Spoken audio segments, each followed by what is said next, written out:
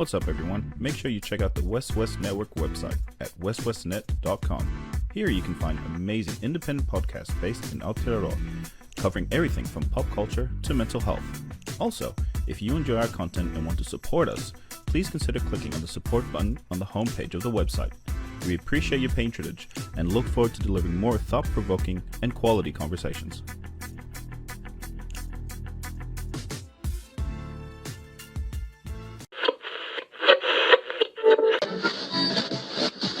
West, y'all.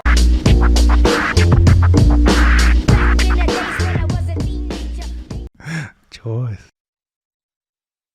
Logan, thanks for coming on board the back on 135 bus, man. Oh, Did you ever catch the 135 bus back in the day? that's where the number came from. Yeah. Nope.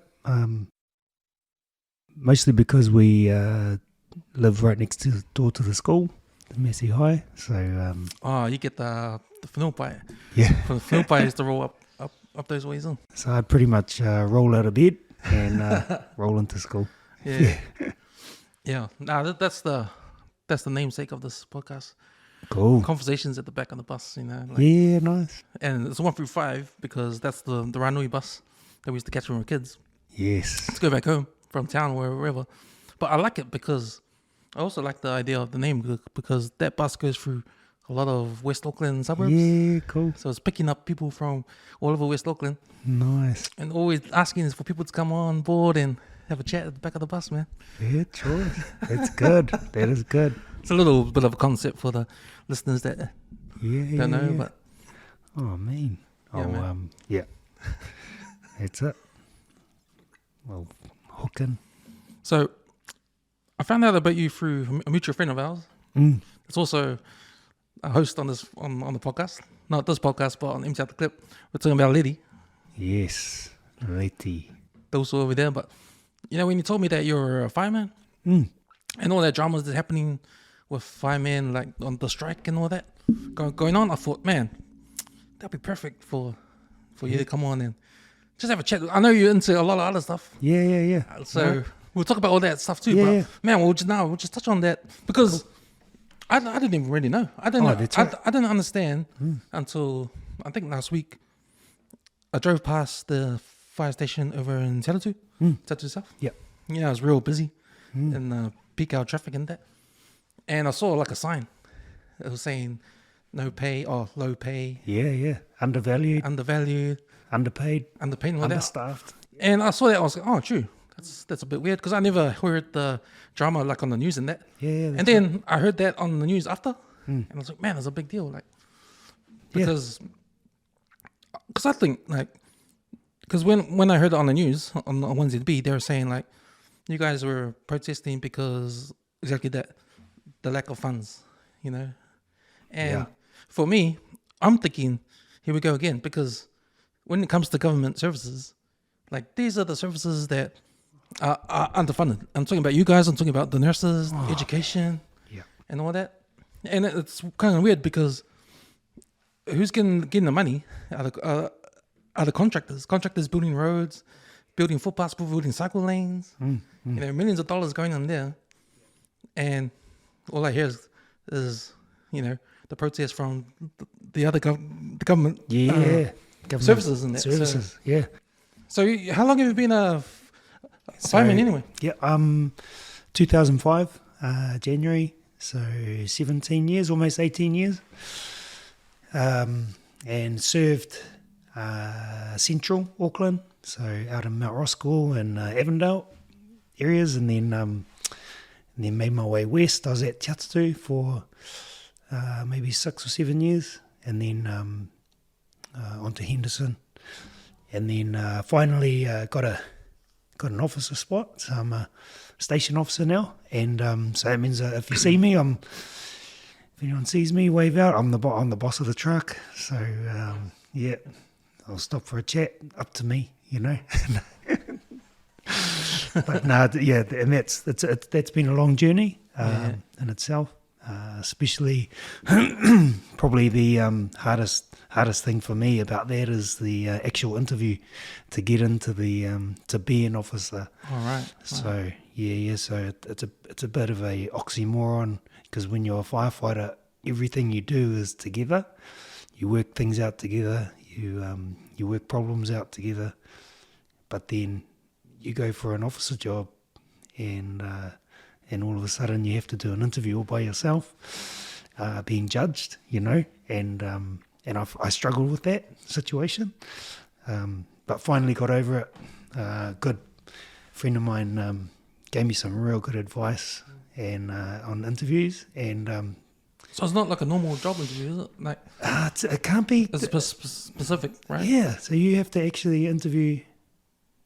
You interview with these people who you know, and then they know you, but you have to go through this interview process, and people slip through the gaps because they know what to do and say, and then end up having problems, But that's another story. But so anyway, finally made it. So almost been about 9 months now, being a station officer, and enjoying it, man, enjoying it. So that's where I started, and now stuck at Mount Roskill, and enjoying that too so far. But just had a shoulder operation, so I've been off for a good 5 months now, and first operation ever, and big deal. But yeah, slowly getting to it. So yeah, not many people know about like firefighters and the such, because we don't, we're not very vocal about what we do. There's so many problems with. They've gone on about the trucks. Because what's wrong with trucks? It's like breaking down and man, upgrades and all that. Yeah, so when you import, you import. You need to get new trucks, a new fleet, and you end up tendering. Going to all these different companies and saying, we want this type of truck and with this type of all of these things on it, all these requirements. Can you build it, and how much for? And for some reason, we came up with, not we, but the guys up in the office decided to go with MAN trucks, MAN, which are good trucks, but they chose like these bread trucks. Bread. So what's a bread truck? These are trucks that carry bread, man. So they use that chassis, and they put on a fire pump and 1,000 litres of water plus, and all the gear and all of that, and then all of a sudden, all of these fire trucks are, all these chassis are breaking under the weight. It's like it's made for bread, not for 10,000 gallons of water. Hello, hello, man. So, yeah. Sounds to me like that's the cheaper option. Right. It's always cost effective. It's all about cost. But then because of the strike, one of the big things that's come out of it is the amount of funding. 600 odd million. For the year, and then with over 200 million, not even accounted. Like surplus. Over 200 million surplus, but yet they can't up our wages in a decent way, So where does that money go to? Right. Don't know. Because I heard Steve Devine came on the news. He was talking about it. He's a fireman. Steve's a good friend of mine. Yeah. So we played. He came over for the sevens. We played sevens for the fire service in Sydney, and he took us, but yeah, Steve's good. He's vocal, He's vocal, and he's come up. He's really good at his at talking, not as much as myself, Hence the problem with my interviews. I got no problem with hearing back on. There's a bit of a different situation, not so much pressure, and a bit of a kōrero, so for me that's all good. So Steve, he's brought up so many points that we've been going on about for years, but now it's finally come to a head, and now we can share that with the rest of New Zealand. Those bread trucks is one thing. Our pay is another. The history of fire service trucks in New Zealand. Yeah. Like, I like to think that before, in the back in the days, they were real fire trucks. Like, Oh yeah. top of the line. Then what happened? What was the point when they said, "Oh no, we can just get this bread truck and turn that into"? Yeah, that's a question we're all asking. Because how long ago would that be at that point? Sorry. What that point when they changed over to like bread trucks? Yeah, so that was probably that meme, and so Scania had it before. Scania, good man, good truck. But the thing is, they were purpose built fire trucks, fire appliances. But these man trucks are retrofitted. Oh, we gotta change this, gotta change that, and then all of a sudden it starts breaking, and and then here we are. Not getting any pay rises, not getting. Another real big thing is our medical calls. So back in, I think it was 2013, all of a sudden, like out of nowhere, no one knew anything about it. We got a it's called a memorandum of understanding with the St. John's, and what happens there is they have these things called purple calls, and purple where they're like the worst calls, Purple calls. choking, CPR required, not breathing, and what happened that night, it was around Christmas, all of a sudden our call rate like doubled, easy. And I don't know the numbers exactly, but we just end up going to all these medical calls. And the problem is, one, we weren't told.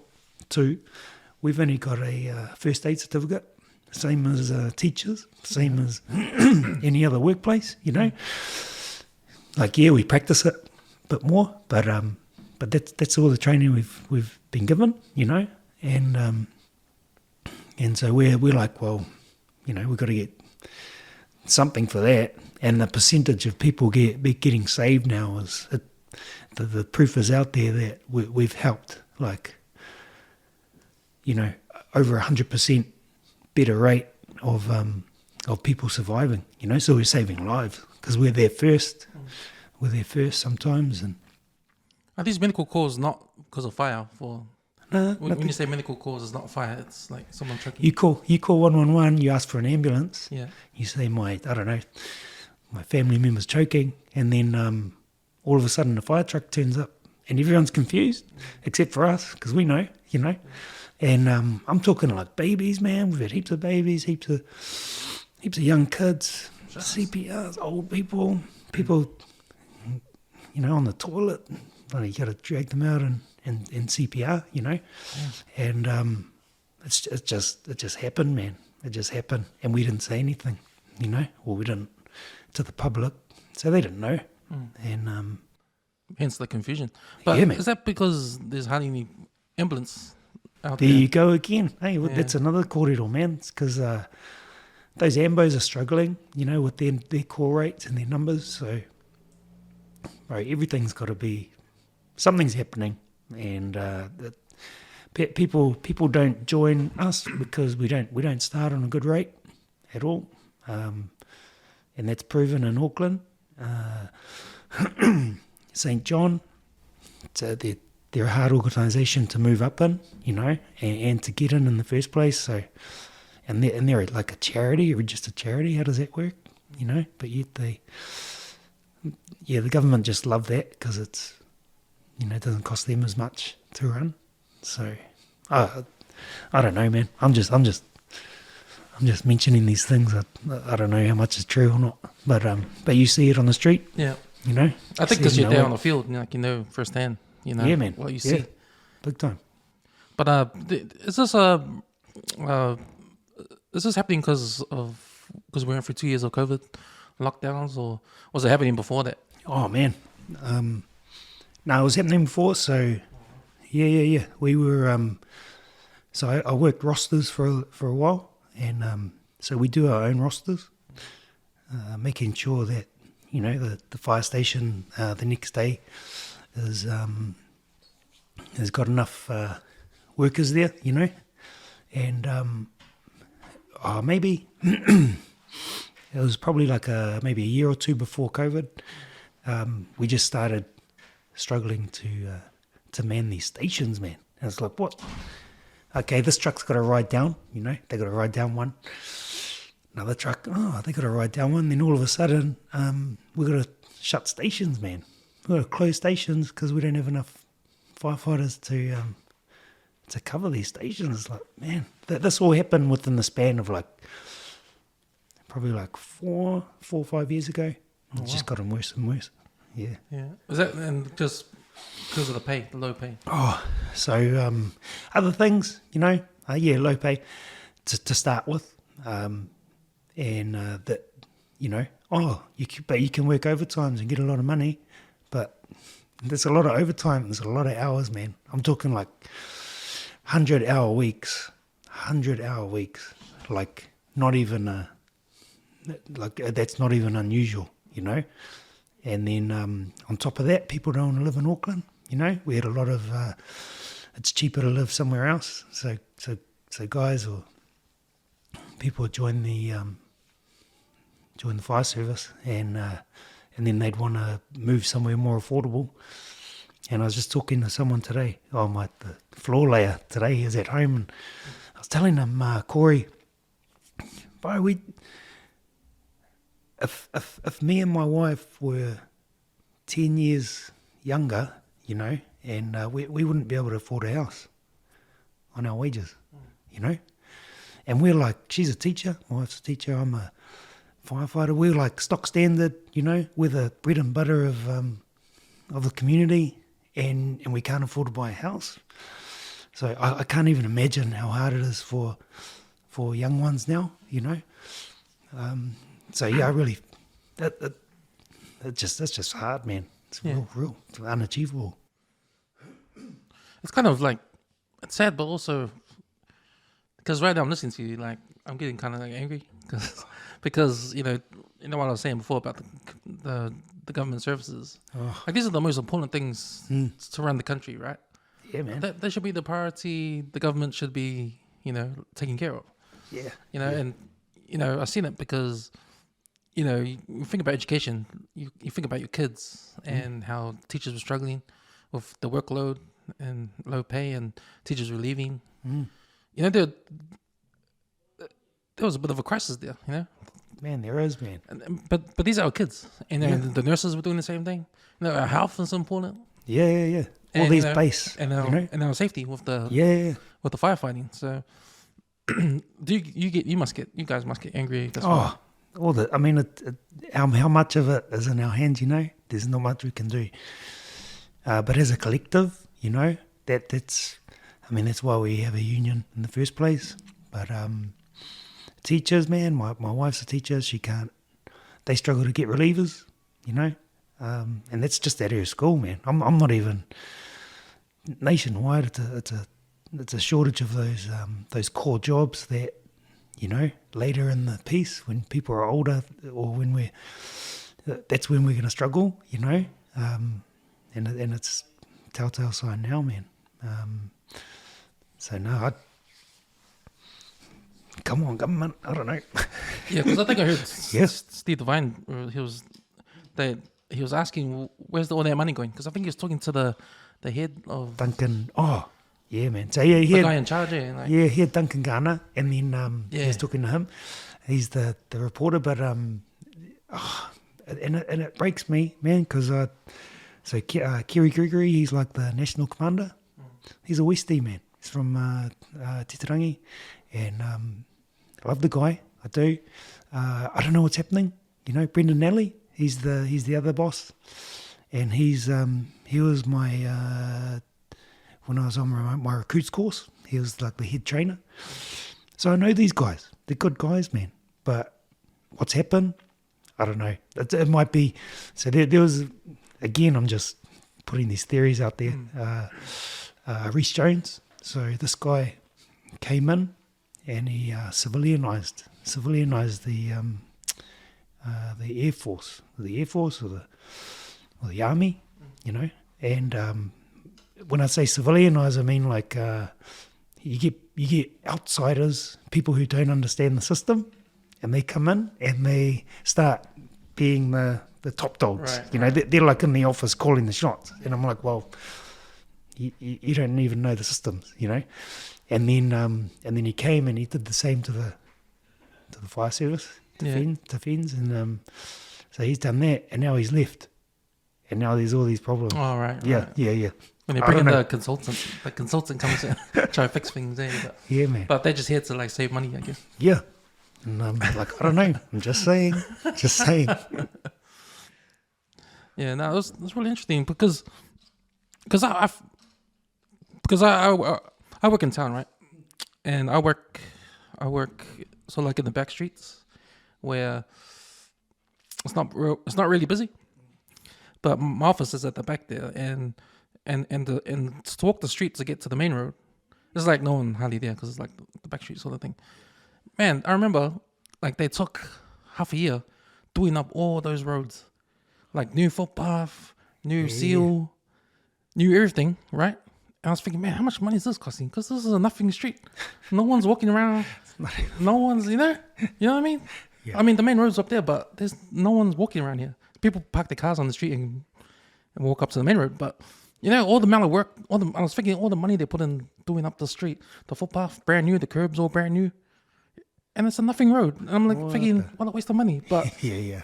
You know, when I hear, you know, other services struggling, like you guys, and I'm thinking about that, man, that pisses me off. Because, man, why are we paying for this crappy street when no one walks? That's right, man. You know, you know? Don't get me started, mate. I mean, even Auckland Council, man, like they're catching heaps of ratepayers' money, you know, coming in, like, and what are they spending on? I don't know. Oh, you know? And that's just gone up too. Ouch. Yeah, but it's not going up, but it's not feeding you guys. That's right. Yeah, all the costs, that's another one, you know, all the cost of living. There, man, that's gone up. Everything, food, everyone's suffering, man. It's not just firefighters, but we just, we're at that time where it's just too much, you know, that's enough. And they're not giving, man, it was a slap in the face, man, what they were offering us, you know. It was like 1%, 0.5%. I'm like, what? The price of bread's gone up, I don't know, you know, so much more, and yet we can't keep up with that. So, and it's a man-made system, you know, that whole thing. That's another kōrero, man, so much. But you said 5 years ago this started happening, changes. Yeah, for us, 5 years ago. Who was in government at that time? Was national? Yeah. It was still Labour. Yeah, still Labour. But, you know, Labour, you know, generally, they're like the working class. They work for the working class, you know. Supposed to be. Yeah. And I don't know. I'm not much of a politician, man. I don't really follow politics, but I do follow, you know, my everyday life, and those are the things that I've seen. You know, we're lacking in those. You know, with our fire service, we're lacking those personnel. We need people to join. But we're not going to pay them to join. Come. And it is a great job. Man, best job in the world, you know. Yeah. Brotherhood, man. You get to, you know, everyone loves you. You know, you turn up. The cops, man, I feel so... Cops get a lot of flack, man. A lot of flack. And those guys are so much respect. But we turn up. Everyone loves us. Yeah. We do the job, and then we're out of there, and it's like done. And then the cops are left there, paperwork, you know, and that's where, you know. So it's a great job. People respect us mostly, you know, and they know we're just there to help, and that just, you know, helps with all those situations. So don't get me wrong, the job itself is amazing, the people we meet and everything. But it's just those, you know, when you're too many nice, you know, when you're too nice and stuff all the time, you just don't get looked after, you know, and the guys, we got voices and things, but it just hasn't happened for us, man, for so long. That's why. That's why this, and it's so serious. This striking, like it goes against everything that we are. You know, to stop trucks, man, to stop going out the door, for someone to call 111 and for us not to go. Someone's gonna die. Someone's gonna die eventually. People are gonna get injured. People are gonna get hurt. Houses and buildings are gonna burn to ashes, man, because we're just not there. And that's how serious it is. That's how serious we're taking it, to actually walk off the station. You know, it's a real big thing. It's with a heavy heart, but it's something that we just got no other option, man. And it's gonna get worse. Like we're gonna up the hours for it if nothing gets solved. We're gonna go from 1 hour to 2, and then from there, busy times. Because the first one was hour, like you said. Yeah. And it was, what was the decision about the hour? Like you guys had to, was it like any time hour? It was going to be an hour, but yeah, what the timing for the hour? So all of New Zealand, every fire station, every career fire station in New Zealand, at 11 o'clock, walked out the door, man. And all the 111 operators for fire all walked out of their building. Really? And, Wow. Yep. That shows support. Yeah, man. Well, they're part of Right. this too. Right. You know, so trying to get power with the people. You know, you can't change anything, so we have to do it together. And the people make change. Was there any initial response after the first hour? No, not really. There's these little tricks they play. Like I don't know. You got to you got to put in. Oh, we said that we weren't going to meet, and then in the last minute they put in a I don't know the name of it, but they put in this declaration to say that we want to meet, but they last minute, and they knew that it was too late for us to back out. So it's just to cover themselves, No, we gave them the option to, to come back to the table, but they didn't. But it's like we've been trying to get to the table for a long time, and they're just ignoring, So this is the information that I'm getting from our union, and man, it's just sad. It's sad, and I, like I said, it's from people who I know firsthand. I'll see them on the street, and we'll sit down and have a talk, and say hi and have a cordial, but it's real sad. And they're on ridiculous wages, man, like more than our Prime Minister. She runs the country. Come on, So just things like that. It's real sad, disheartening. Especially when they're running the whole show, because the way I see it, if your team are striking, hey, that's not a good thing. It's a bad thing, and it's your fault. You let it under your watch. Look in the mirror, man. Yeah, under your watch, let it happen. Yeah, I mean, that's right. And it's like I said. So that was the first hour. That was 2 weeks ago. Yeah, so there's been 2 strikes. Oh wow! Since then, so every Friday we're doing it for an hour. And we have to. So you have to give 2 weeks notice.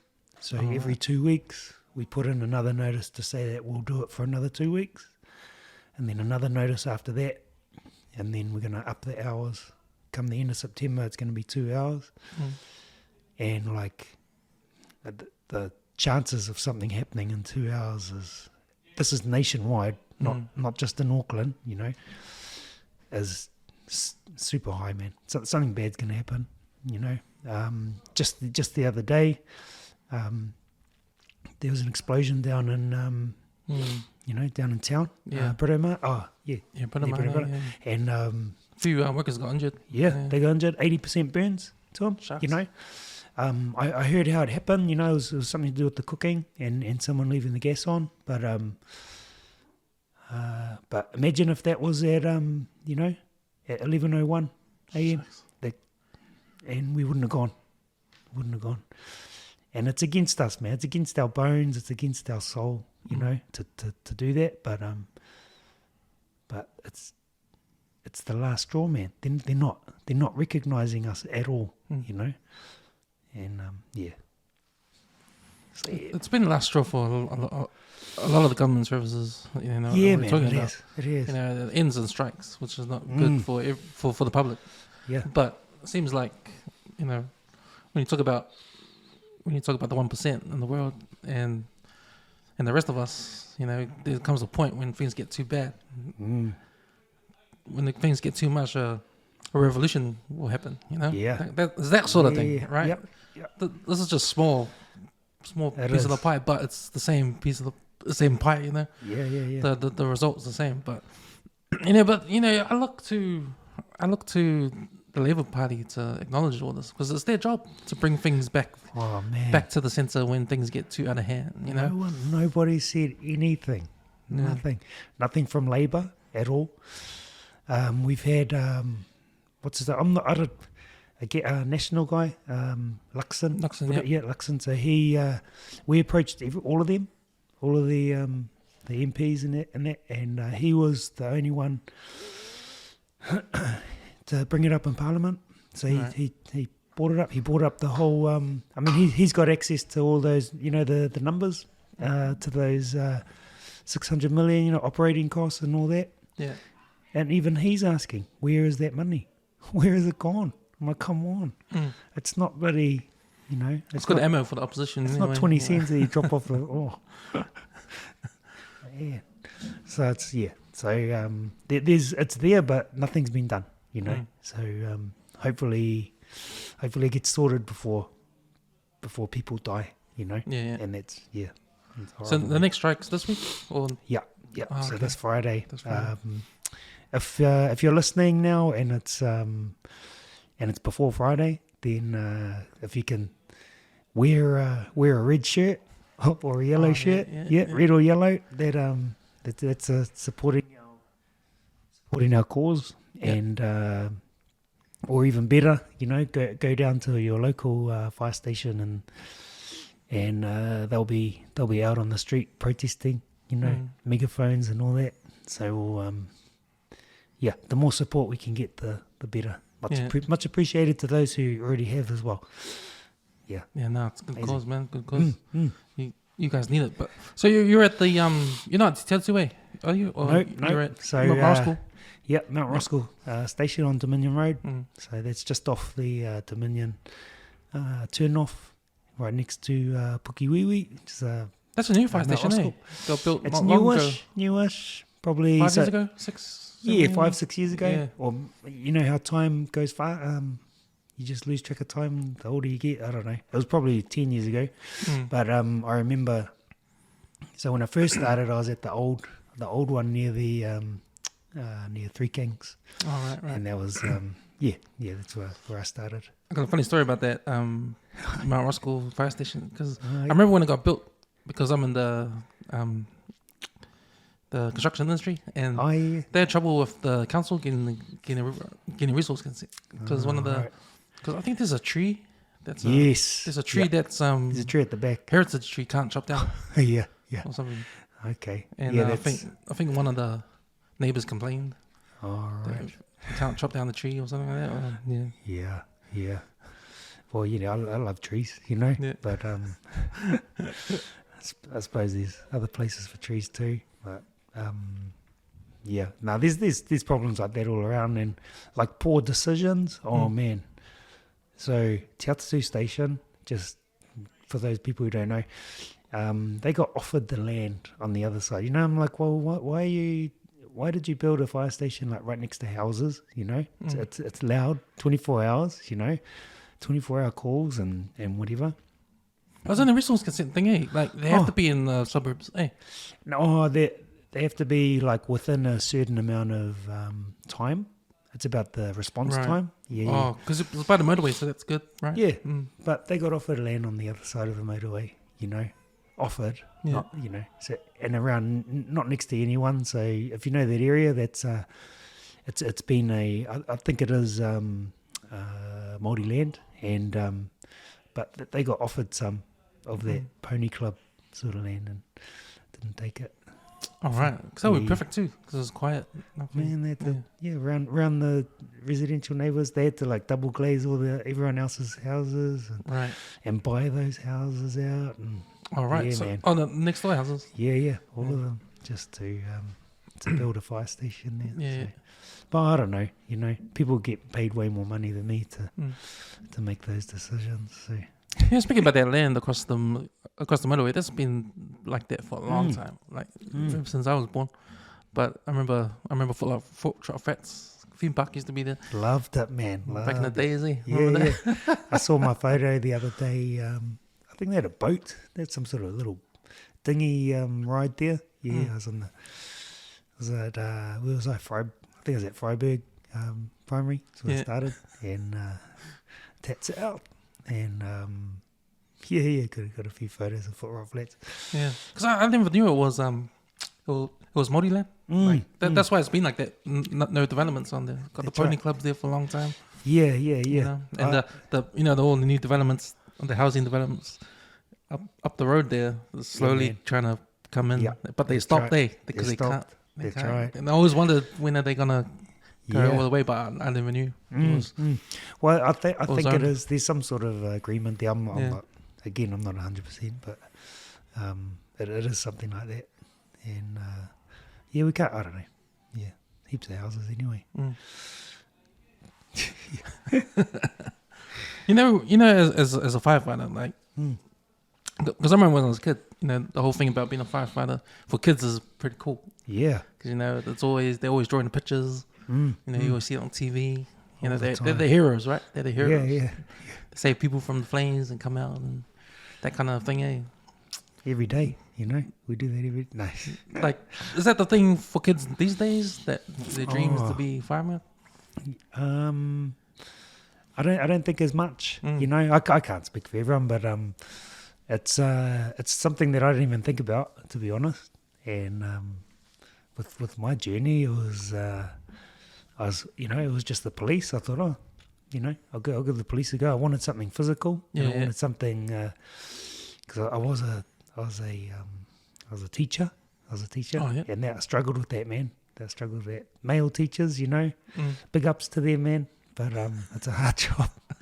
There's a lot of paperwork, and it's a bit scary being with with girls alone.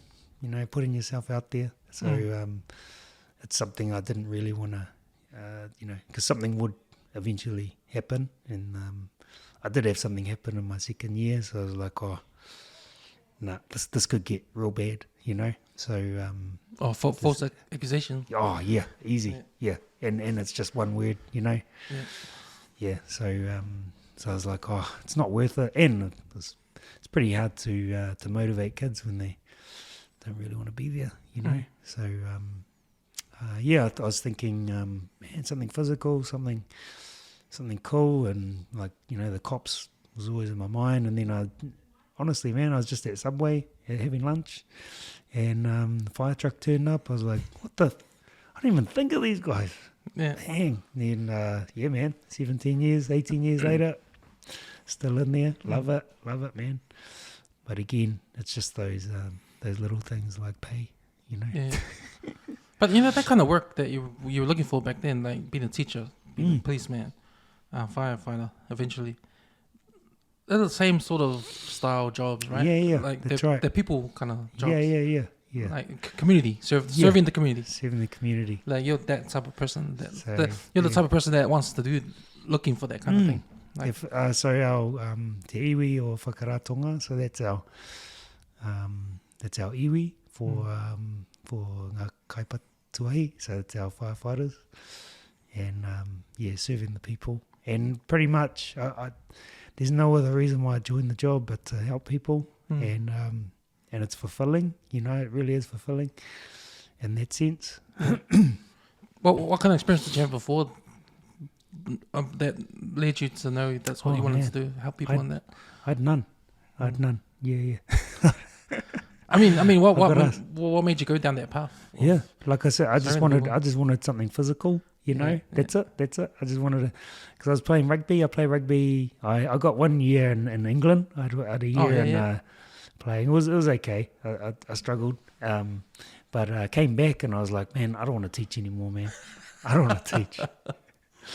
And I won't say the school, but man, Swanson Primary. That was my last straw. It was tough, man. It was tough. And so I was like, oh no, firefighting's mean, and I haven't regretted it, man, since day one. You know, you get that sinking feeling, oh, I don't want to turn up to work, or oh, it's been a long day, I'm tired, I can't, or the next day, you know. But man, it's never been like that.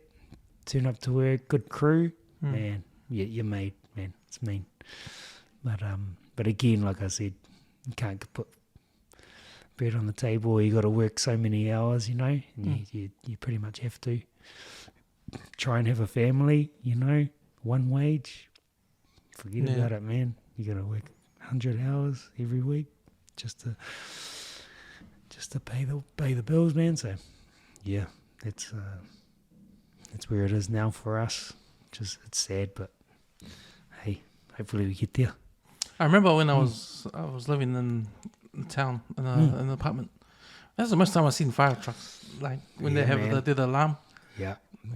And about maybe 3 times a year. Like you gotta come out downstairs and go outside and let them do their stuff. But that's the most time I've ever seen like fire trucks up close. You know. Yeah. Must be it is a common thing, eh? Going to apartment buildings all the time, man. Like in town, is busy. That's why I try and stay away from there.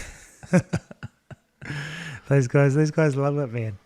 They love it. Yeah, I know them all. They're cool guys, man. But you get paid the same, you know.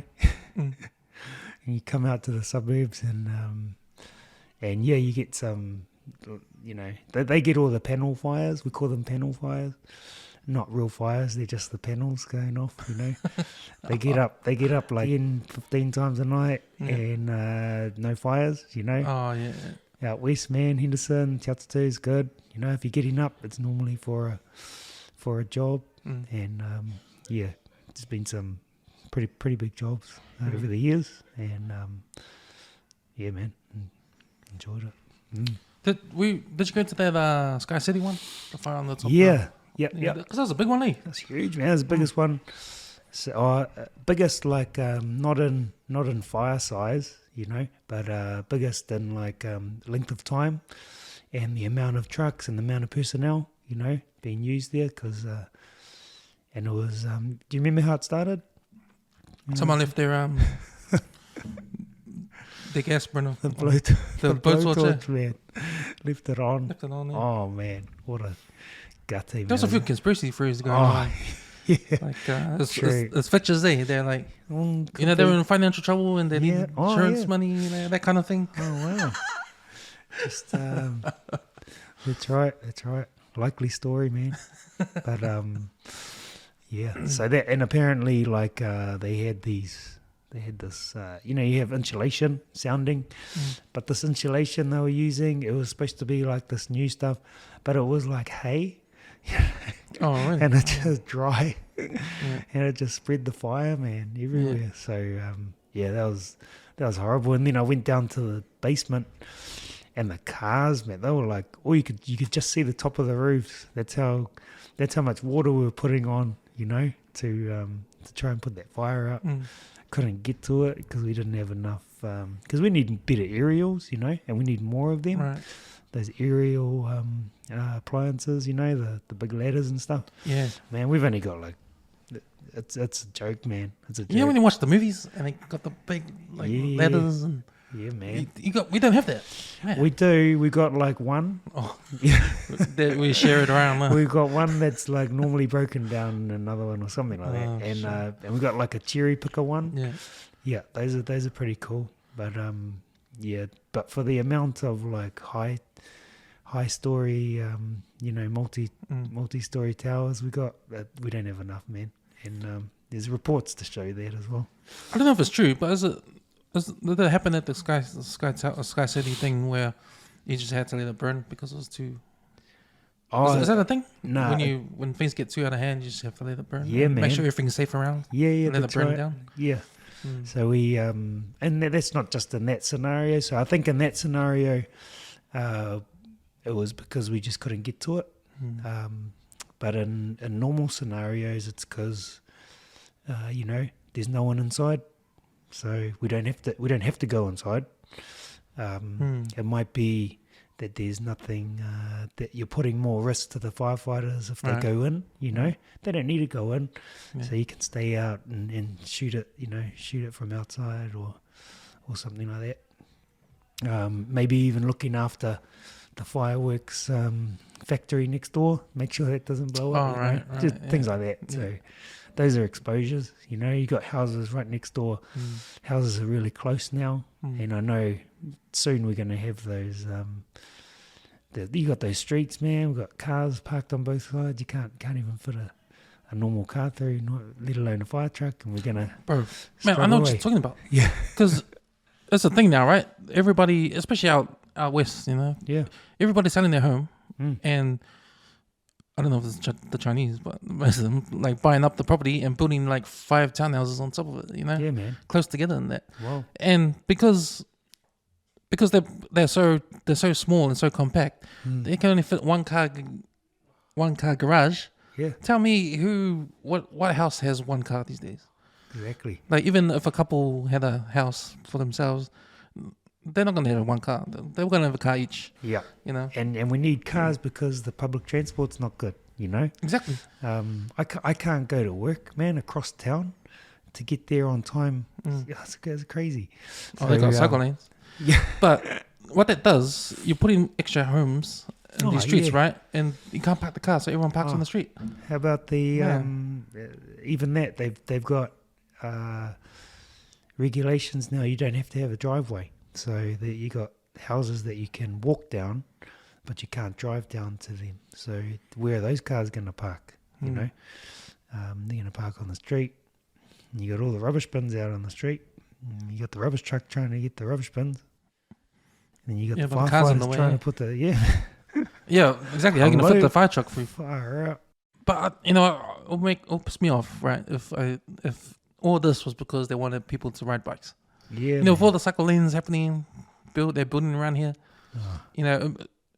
I don't want to think they say no. We'll just do put the cars on the street because everyone will be riding their bike anyway. Exactly. Oh man. And I can't. Yeah. I mean, yeah. Does riding a bike? I don't know, because a lot of people to ride a bike to town in the rain, wet every day. It's good exercise. It is good. It's healthy. I'm with it, man. I'm with all that. But every damn day. With your firefighter helmet and your gear. Man. Some things don't make sense, eh? Oh, So we're gonna have struggles soon. For even just for that. They don't think about fire trucks. When they're planning. Well, sorry. Well, I'm no pro. Well, they probably are. They just know that the bread trucks are smaller, so they fit through. Yes. But it's sad. It's sad because I'm thinking about when I watch the movies and see those fire trucks in the movies and the equipment they have, and you just expect New Zealand to have that kind of technology. Hey, the latest tech, the latest firefighting technology, and to hear that, we're just taking a bread truck and then turn it into a fire truck. It's crazy, man. It's crazy. What the hell? It's just silly, We've got there is something happening at the moment. We've got actual firefighters and officers in the front line who are in with doing the next tender for all the appliances.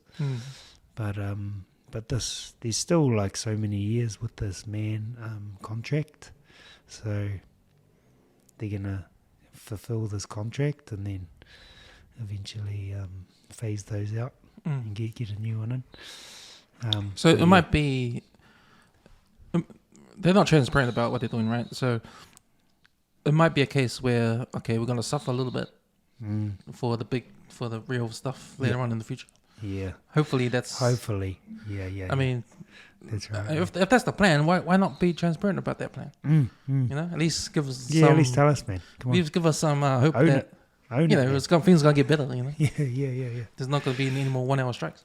That's right. But Oh. you guys gonna move to like 2 hours? Is that gonna be the? Well, it's going to be, so to up it, we just got to keep, because we need to be heard, you know, and it's just not cutting it. So before, like little things, we'd stop doing the computer work, you know, and it doesn't affect the public. We'll go to every fire call.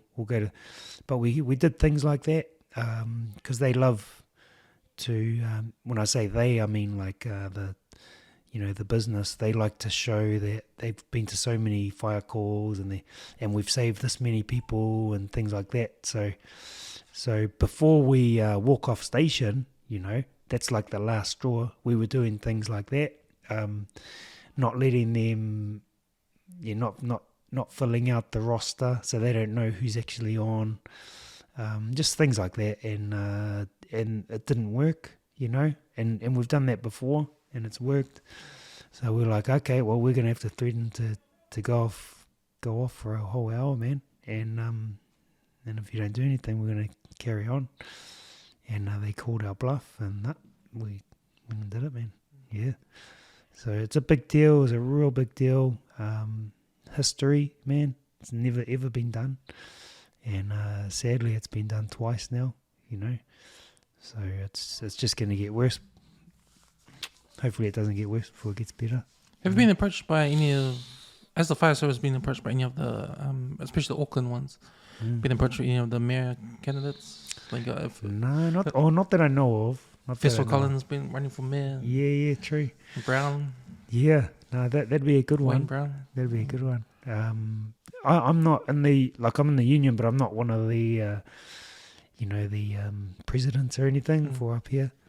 So I just keep a track of what's going on. We've got a union meeting tomorrow, and hopefully get a lot of questions answered, you know, and get some ideas. But the biggest thing that we can do is ask for support, you know, from the public, and we're doing it for the safety of everyone, and not just, man, I'm not just saying the public, man, I'm doing it for the safety of my family as well. You know, anything can happen anytime. And that's the biggest. That's our biggest love, you know, is the people, and they're still not listening. So, yeah, come on. I mentioned the mayor candidates, but that's a local government thing. How's the fire service structured in terms of like when they get their funding from? Obviously, it's a government thing when it's the whole country. But does local government have any? That's the other thing, man. Like we get funded by insurances, you know. So if you look on any insurance that you get for your car, for your house, for anything, contents, everything has a fire levy, you know, and that fire levy goes to the government, and that's where we get our. I think it's where we get our 600 million, you know, so or something like that. And then the government give us a portion of that, like a portion. Okay, a portion. Yeah, and that's a fire levy. You pay that for the service, for our service, for us to come and put your, you know, to come and rescue your children or yourself, for us to come and rescue your animals, cut you out of cars and stop bloody, you know, toxic things going bang and everything like that. So that's where that fire levy money goes, and you're not getting it, you know, the public's not getting it, New Zealand's not getting it. So you know, not just doing it for us, but for everyone, man. Everyone. So in terms of like the fire service in itself, like for you when you started, like what's the sort of ranks you go through, or what sort of? Yeah. So like it's a full-time job and you get part-timers, is that right? No, so volunteers are normally in so I think in New Zealand we've got around about 2,000 career, in the whole of New Zealand, 2,000, and about 10,000 or even more volunteers. So those volunteers, obviously make up the bulk of it, but they're normally in like more rural or smaller towns. And So they got full-time jobs and they do this? yeah. Okay. So there's a few things around that, like you have to be working and living in the area within like 5 minutes drive of the fire station, things like that, to be a volunteer. And we even got volunteers in. So the closest, what have we got? Te Atatu. There's 2 trucks there. So one of those is volunteer. There's 2 at Henderson. So one is career, one is volunteer. We got West Harbour, and like again, man, like West Harbour is Yellow Watch. So they're only career during the day, and then at night and in the weekends, it's manned by volunteers. So, but the thing is, we haven't even grown either. So these stations, like Te Atatu, you might think, oh, Te Atatu is a new station, but they pulled a crew from Avondale to man Te Atatu. So there were no new jobs created. And there's been no new jobs in Auckland for more than 20 years. No new. But yet Auckland itself has grown exponentially, man. It's crazy. But yet the number of firefighters has not at all. Even though the stations have grown. That's right. Even though the areas have grown. Look at Silverdale, man. Silverdale's a real good... So they're like just manned during the day. So Yellow Watch again. Oh, really? Just during the day for the career. And they got Manly. They're the 2 stations up there, Silverdale, Manly. And so there's more people and a bigger area than Dunedin, right, there. And Dunedin have like, I don't know, I think they got like five career stations, 24 hour. And we've got 2 up in Manly for the same amount of people in area, and all of the fire levy that all of those people pay, they're not getting the service. So if you live all the way in Gulf Harbour, you're going to be waiting, and you have a problem during the day, well, you're going to be waiting ages, man, for someone to come, and you don't get that service, that you pay for. So that's another thing we've known this for ages, but we're not running the company, But it's all coming to light because they're not looking after us, man. Well, it's coming to light even more now because of the strikes and that. Yeah. Because like myself, like I'm thinking, oh, okay, that's new. I never heard about That's all 5 new, people man. striking in it. No And then one when you knows. really get into it, like when they listen to the radio, Steve Devine on the radio and talking about it, I'm like, oh man, this is bad. This is really bad. That's right. So that's why I thank you for coming on. And it was good timing. Oh man, yeah, my There you pleasure. And it is something that no one knows about. Like, unless you know a firefighter and you've had a conversation, you just don't know. The general public don't know. There's not enough of us. I mean, that's 2,000 nationally. In Auckland, I think there's only like 700 of us, in the career. And so, yeah, people just don't know. And so that's what we're trying to do, get our voice out there and let everyone know. All the people you work with, like, they must have the same personality as you. That how you're looking for this type of work to help the community, help people. Yeah. You're a people person. Generally. Firefighters are generally like that. Same real personality. same ilk, the same ilk. We're like, I'd say generally, yep.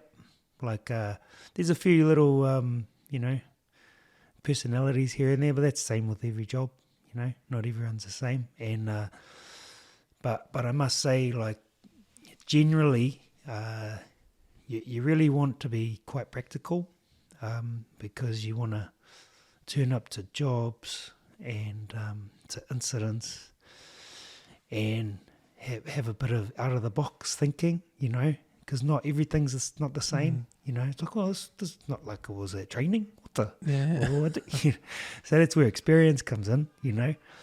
And but once you've been through enough and you get those skills, then it's almost like second nature, you know.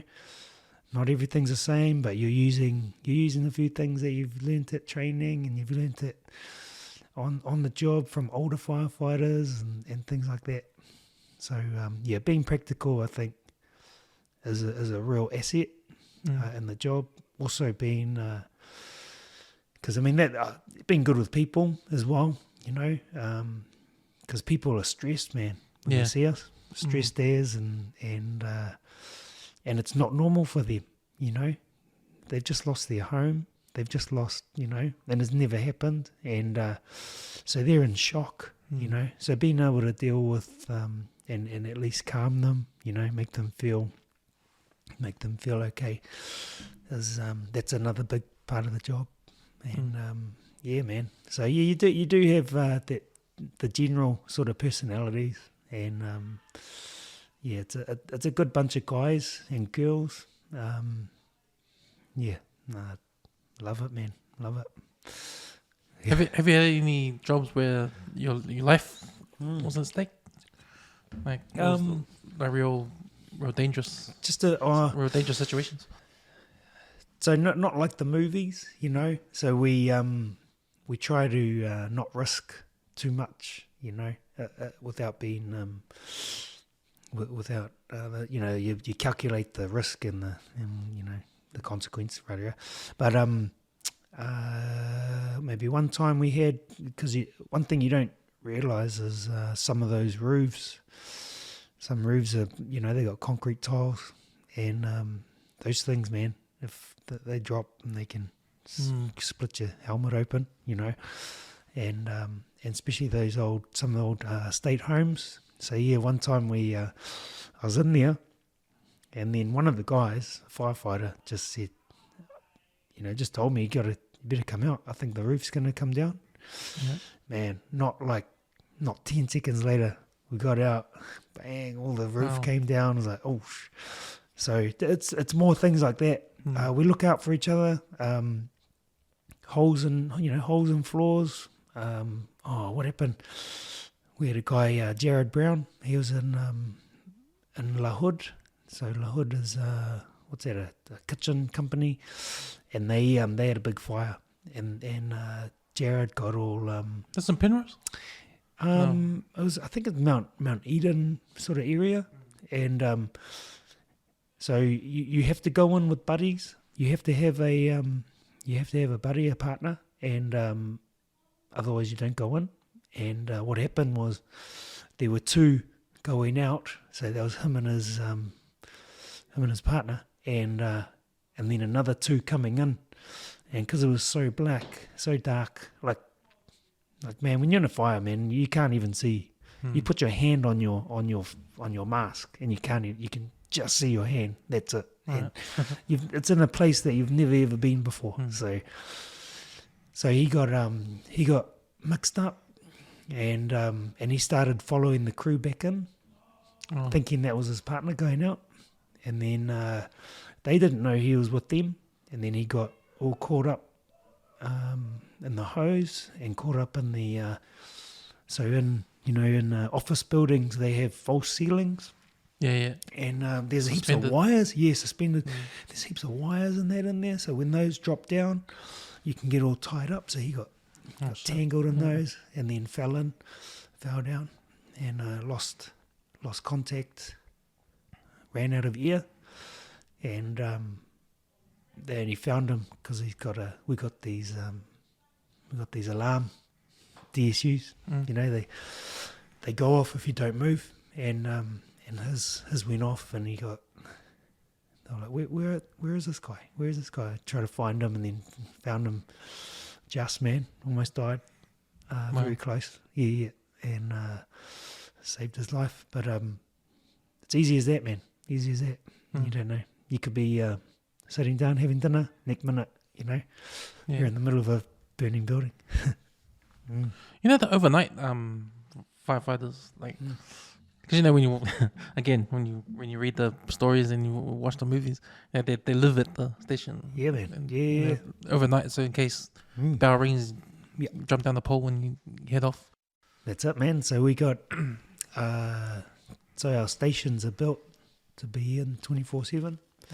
So full kitchen, bedrooms, everything you can think of for a house, lounge. So if are you rusted say for how long? Like 12 hours? Yeah. So you got, we've got, we call it 4 on 4 off. Well, you don't get 4 off, but just say 4 on 4 off. We've got 2 days, 2 nights, and then straight after that night you get your days off. So 2 days is 10 hours, 2 nights 14 hours each. So 48-hour weeks. So that's just your normal week. And then the other watches, they all sort of.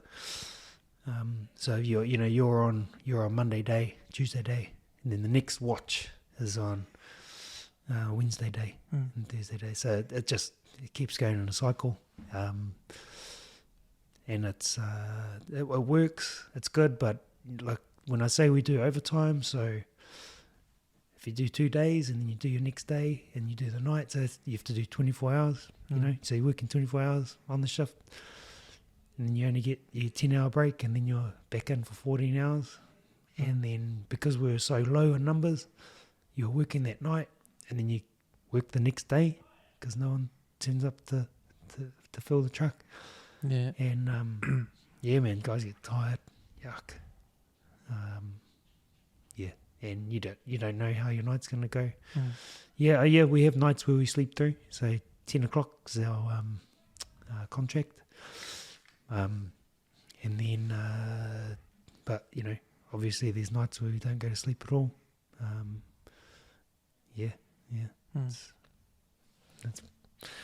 It's a good system. The Americans, so I've been over there. You've been over. Yeah. Did you work over there? Not work. So we went over. So been around the world with our fire service sevens. So we organised the team. And they have firefighter games around the world. And between 2011? Yeah, 2011 to like 2018. We'd go every year, to the different countries to compete in the sevens. And fun times, man, fun times. But we got to meet, heaps of other firefighters around the world. Yeah. And all their systems and stuff too. It's not all about work, but we find out that some like in New York they have the same as us, but go to like somewhere like San Francisco. Oh, New York, they have the bread trucks too. God, nah, they got 5 day work, man. Those guys, they get calls all the time. But other systems are like 48, man. Some, so they'll do 24 hours on. And then 24 off, and then 24 on, and then 48 off. But then if they do overtime, they work 3 days straight, man. Oh, wow. 24. Oh, shit. Just living there at the station. Oh, yeah. And I didn't see many of them were married, There's a lot of divorced firefighters. But nah, it's different all around the world. And that's just the one that we've got. 4 on 4 off, and it works. It works. It's good because you get your time that you need. Yeah. And there's been a lot of since that medical MOU came out, there's been quite a few guys leaving the job because of it. Because you get to see stuff, man. You're not. I would have prepared for. Yeah, I would have joined the ambulance, if I was going to do medical calls all the time. But guys leave the job. We get like PTSD, Like I feel like I don't get affected, But then like just out of the blue, man, I'd see like because we do a lot of older people. I was at the pool and I saw just all these older guys with their shirts off, and I was like, bang, straight into like CPR. I've done CPR on guys like this, like all of these guys. And I'm like, oh yeah, there it is. And it just, for some reason, it does affect you, but you don't know where or when or how it's gonna do that. And I don't think it's not much, but when things like babies, man, it's heartbreaking.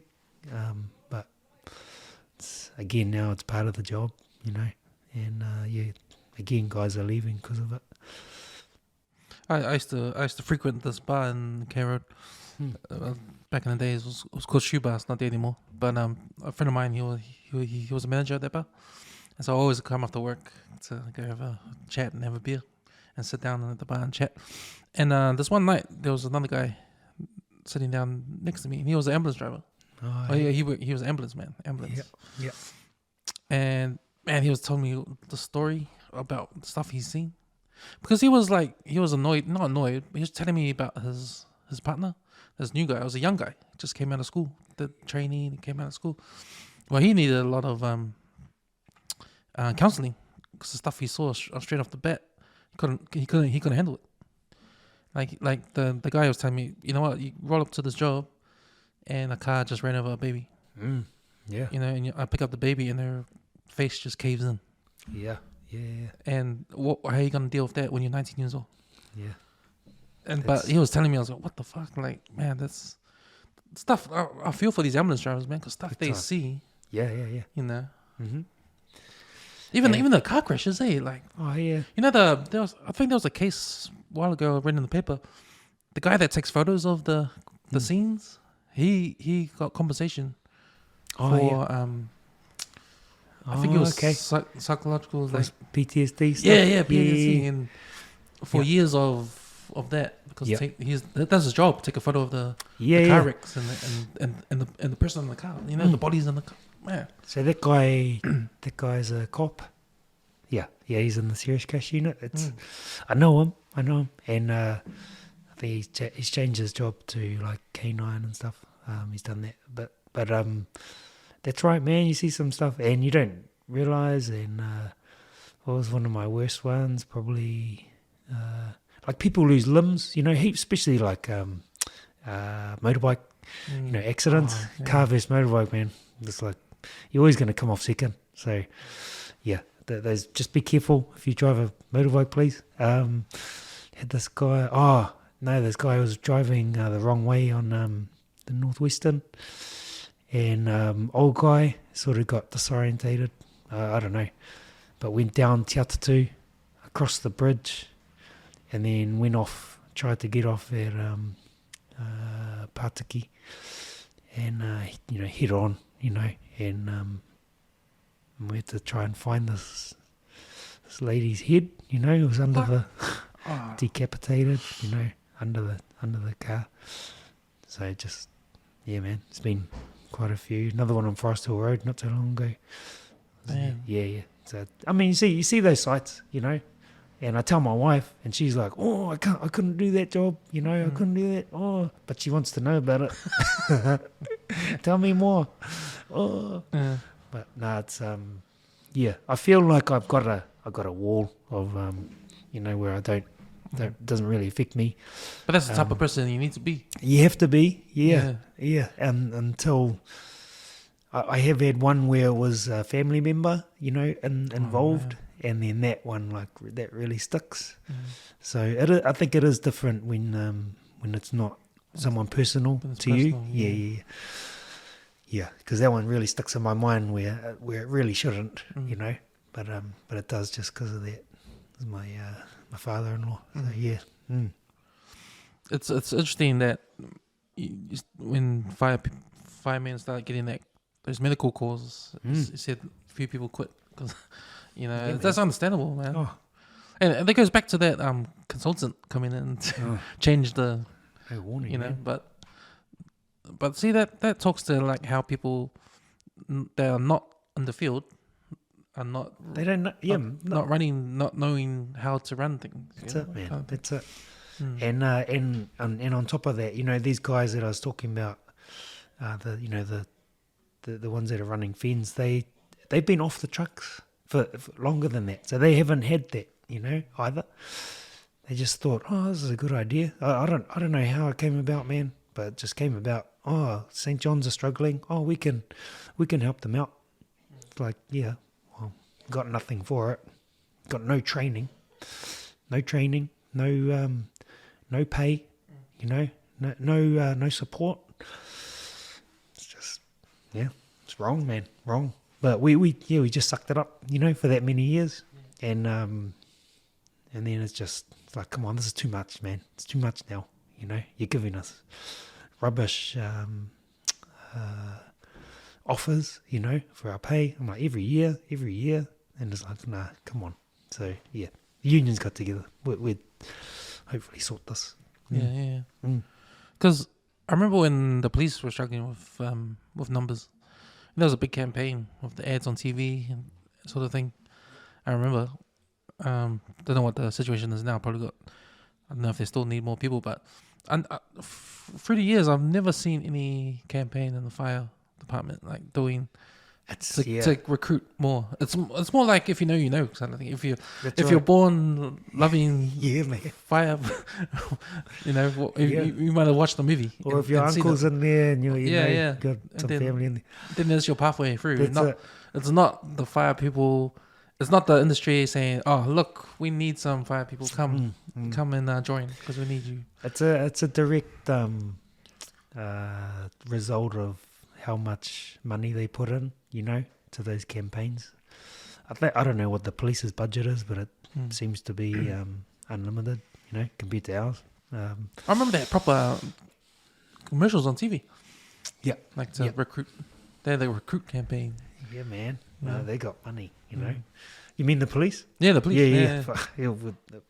I think we just go to like fairs and then Pacifica and different and just put up stalls and hopefully people see. But and saying that, the numbers of people trying to join have gone down because we've never had that problem. Our retention was was really good. With the police, they've got a bit of a revolving door. It's a struggle to keep them for more than a certain amount of years, like 3 years or something. Where for us, I think the average is, it's a lot higher than that. I don't know what it is, but we don't seem to have that revolving door. So once people are in, they tend to stay. Our budget is for recruiting is not very high. So when I joined, apparently 1,500 people trying to join for like 40 jobs or something, and I think in the latest, these latest stats are like it's crazy, man. Only less than 100, something like that, and struggling to get, because it's a big process. It's like a 3-month process, and then another 3 months training.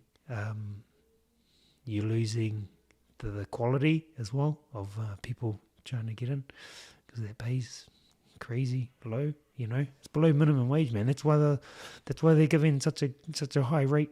That 19%, they're like, oh, we're giving 19% to firefighters. It's like, well, it's because they're not even in the living wage, man. And people don't want to join, and we want people who are not like, you want to be a little bit experienced, it's hard to get a 18-year-old to join because of the range of things that we need to know. Sort of mid-20s is really good, and people who are with a bit of life experience. But hello, when you're once you're that age and you're earning some coin, and then you see how much the fire service is offering, no thanks. Yeah, man, it's a big puller for the police recruits. Starting on a way better salary. And it makes sense for you guys to be in the same salary as the cops. Oh, yeah, it makes sense. Because I you're just extension of what the police enforcing the law. But you guys are like coming off the back of that. And you can compare it to Australia too. The same deal over there. So their firefighters are on a lot more than us. some, more than 50%, or more. But yet their officers, when I say officers, I mean like the management. Our ones are on more, man. Our guys are on more. Our office management who's running events is on more than what, the Australian counterparts are. But yet the firefighters are like way down. See, there's something Right. honestly wrong with that, man. It's broke, man. It's broke. Come support, man. Come. But that's the whole thing, right? There's no trickle down system. There's no trickle down effect. No, man. The rich just stay up top, and Yeah. all the money gets whittled around up there, and nothing comes down Nothing to comes everyone down, else. man. Ugh. Unless we try to get up there, and then we can play the game too. Nigmana. Yeah. Yeah. When you were talking about how your mate was trapped when you went in, he was disorientated. Yeah. And man, because I was thinking of this movie I just watched recently. It was about the soccer team. They got Yeah. They got, 13 lives, eh? 13 lives. Did you watch it?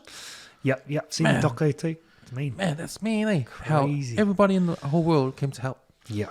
right? And it was those two Englishmen that were, because their sport was going into caves, eh? That kind of thing, eh? Yeah. Because that's the same kind of thing when you're in the fire. Like, it's black.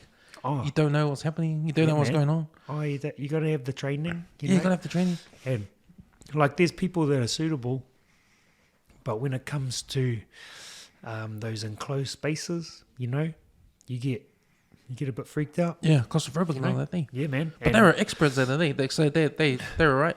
But it was funny. It was cool when they said, "Oh, you guys are Navy SEALs. Oh, you guys like the Navy. You're not trained in close quarters underwater. Yeah, that's right. You're That trained in situation, open eh? water. Yeah, but not close like us. But Yeah, man, when they were saying it was 5 hours to get to the kids through that, Oh, but I know. like dark and. That is crazy. And I felt sorry for the other guy who got tangled up. Remember? Yeah. He got disorientated, Yeah. tangled up, and Lost the air. lost the Really. air. Yeah. That was sad, and he died. Easy done, man. Easy done. Yeah. And it's happened. We got things in place for that, So when you go in, you have a tally. Everyone's got a tally, and you have to have a buddy, and your two tallies, they're connected together, and then they go into the board, and that tells you who's in there, and it also even tells you they talk to each other, they communicate.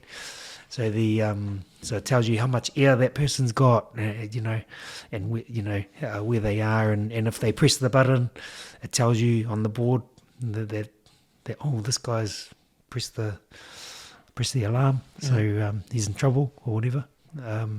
So we have those systems, but still there's mistakes.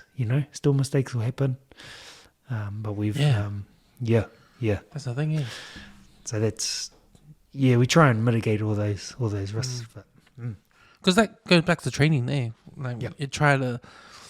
in training, you try to emulate the real world in training, so you get used to it, so you know what to do. But that's it's it. never. It's never the same, man. Never the same. So what is like when, say, if I wanted to go be a firefighter, like I join, what sort of training do I get if I didn't have any experience? So our national training centres in Rotorua, and you go down there for 3 months. Right. You get your own motel room, If you're in the police, I think you get a dorm, a shared dorm. So that's one good reason to join the fire service. And you go down there, so they got everything down there that you need. They got a mock fire station, got a couple of fire trucks that you use. We use those. We use the hydrants. You've seen those FH on the plates, those yellow ones. So we flipped it. We're always looking for those on the way to calls or outside of the houses. Where's the closest hydrant? So you got to work with pressurized water. These hoses, man, they're heavy airs, so they can hold 100 litres each, the 70 mils, so you can't drag those guys, you have to get in the right place and then go. So you got to be strong, got get up, not be scared of heights, You get pretty high, those ladders are pretty tall and a little bit flimsy, so you gotta be, kia kaha. What else? Yeah, ladder. Oh, heaps of car accidents. So we have heaps of cars down there to cut up. Go through the MVA training. So that's motor vehicle accidents. What else? Go through. They have actual real fire down there. So they have it's in Rotorua because up in Auckland we can't have like the smoke and things like that. So we got down in Rotorua you can have actual fires that you can practice on to put out. So they built a house to burn down. Yeah. So at the end of your course, you have a house burn, and so they light maybe a corner of the house, and then one crew will go in, put it out, and then they'll light it again, and another crew. So you get to experience the see the smoke layers. So they start it up. Everyone gets in there, and they're all in the room, and you'll see the smoke start to come down, and it just sits there, man, and you put your head up, can't see a thing, nothing. Bring your head down, and you see everything. It's crazy. And I've had it where... Is that controlled? They control that? So it's controlled by if the windows are open, things like that. But I've had it in house fires where, you got to lie right down. And the smoke layer is centimeters, man. In your eyes, you're just flat on the ground. You don't know where you are. In the corner, you're in the corner. I don't know. You're looking at the wall. You don't even know where you are. So you got, and we got cameras as well, thermal imaging cameras, so you can see through the smoke. But even then, you got to bring that right to your face because as soon as it goes, 5 centimeters away, it's dark because you can't see. There was a good scenario in that. Do you remember Countdown in West City? Oh yeah, someone did a TikTok thing, burnt the chips there. Yeah, man, burnt the chips. So I didn't know this before that fire, but so I was first in. Me and my buddy, and so we're first in there and couldn't see a thing, man. Even with that tick, the camera. I was like, what's going on? Couldn't hit it. And all of the, we were hitting the shelves and it just wasn't getting to the fire. And when you say hitting, what do you mean the hose? The water. So we couldn't, and the closer we go, it was too hot, Right. So here I am. Water's I don't know, 20 centimeters thing going through it and trying to, because all the sprinklers were on, Right. And they weren't putting it out. So, but I didn't know the chip bags are filled with nitrogen or something, and they're real flammable. So hello, So yeah, that was a good one. And then we went back the next day, and saw the damage. Far out. They closed that store. I don't know. Yeah, they closed it for a week or 2 weeks or something. Yeah, and I don't know if they got charged or not, but man, did they catch them? Yeah. They were kids, eh? I think so. Because I heard it was a TikTok thing. Yeah. I don't know how that ends well for anything. Everyone set fire to a pack of the chips at the supermarket. It was millions of dollars when they had to shut down. All the workers got, I don't know. Yeah. All the stock, all of it, nothing, all had to go. Wow. Oh, yeah. Crazy, man. Crazy. So it's just, it's interesting, man. Interesting jobs, man. Love it. But back to training. A lot of it is teamwork. A lot of it, man. So because you gotta work together. Communication, is key. All the time. What else? You go down there for 3 months, and we do USAR. So a little bit of urban search and rescue. So, earthquakes and things like that. So, it's, we touch on everything in our if ship fires, if there's a bloody ship in the harbour, yeah. pulled up, they're scary. They're real scary because you can get lost real easy, And it's all metal. All metal, hot. Yeah. Tino wera, man. And you can't see anything. And you get lost in those. So, What's the prime objective when you go into a place on fire? Is it just to find people, get people out? It depends, man. So as an officer, you I mean, like when I say that, it's obvious, but is there ways, like with thermal cameras, the way to find out if there's people in there that way, or because you can't rely on people telling you? Yeah, there's a few things that we use, Because obviously you're not gonna go in if there's no one in there, right? It all depends on how big, So if we put it out now, then it's not going to get bigger, So let's go in and put the kitchen fire out, whatever. Yeah. People, people fall asleep, cooking, whatever, and that's why I'll use this plug to get some smoke alarms, man. If you haven't got smoke alarms, please get them. Make sure they're working. Yeah. They're real important. Save lives, man. Yeah. And you gotta, and that's what the officer does. They weigh the risk, So we have that risk matrix, risk versus likelihood, is the consequence. So it's like, it's not much of a risk now to go in there and put that fire out, but if we leave it, it's going to get bigger and more damage, So number one is our... but then the next risk is, okay, we decided to go in, but the next thing to assess is your safety. Oh, yeah. What's on fire? Yeah. What's in there, Is there anything dangerous? LPG bottles, man. They're like rockets. Oh, man, I went to that one on... you probably heard about it, on the corner of Universal and Dombuck. There's a roundabout. Yeah, the big roundabout, yeah. And so on Universal, there's a guy.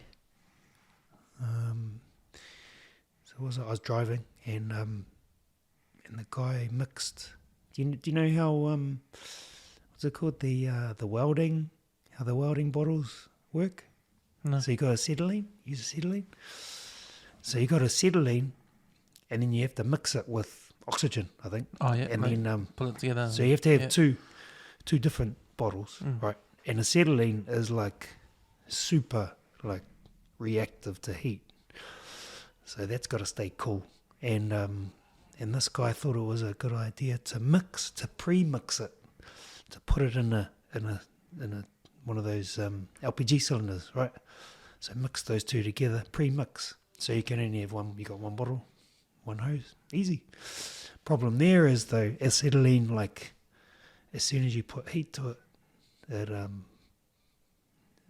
it expands real fast, so it blows up. And and this guy, the whole garage blew up, man. And he was in it. He was in it, and his mate. Did he survive? Was outside. No. Oh. So there were bits of garage, all on the other house, smashed windows. I was like, what the heck happened here?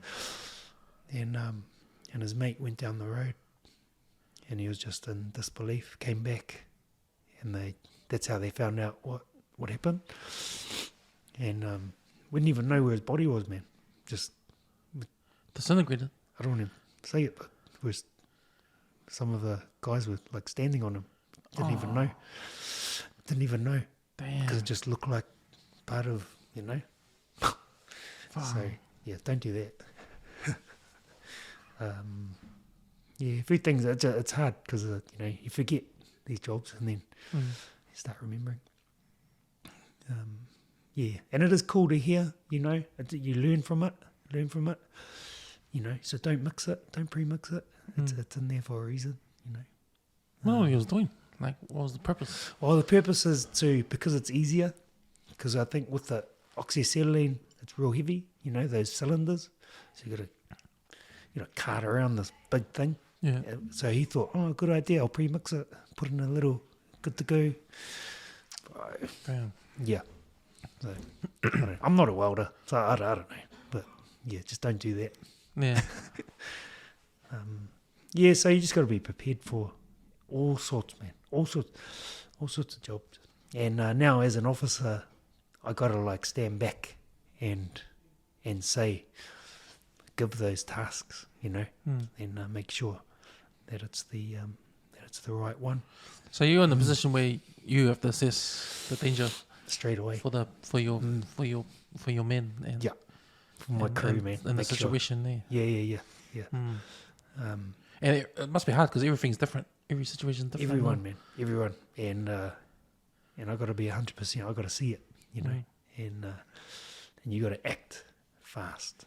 So yeah, your mind's racing, and but no, I enjoy it, and that's a new challenge, you know.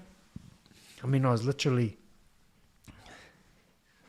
falling asleep in the back of a fire truck going to call as a senior firefighter. Yeah. Because because so many years, you know, it's like, oh, it's another one of these, you know, no real challenge, you know.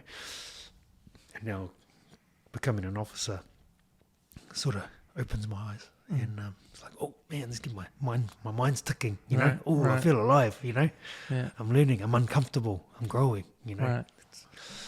That's the cool part about New challenges, eh? Yeah, man, Yeah. new challenges. So using all my experience from before, you know, and applying it and teaching the new guys, teaching the younger guys, you know.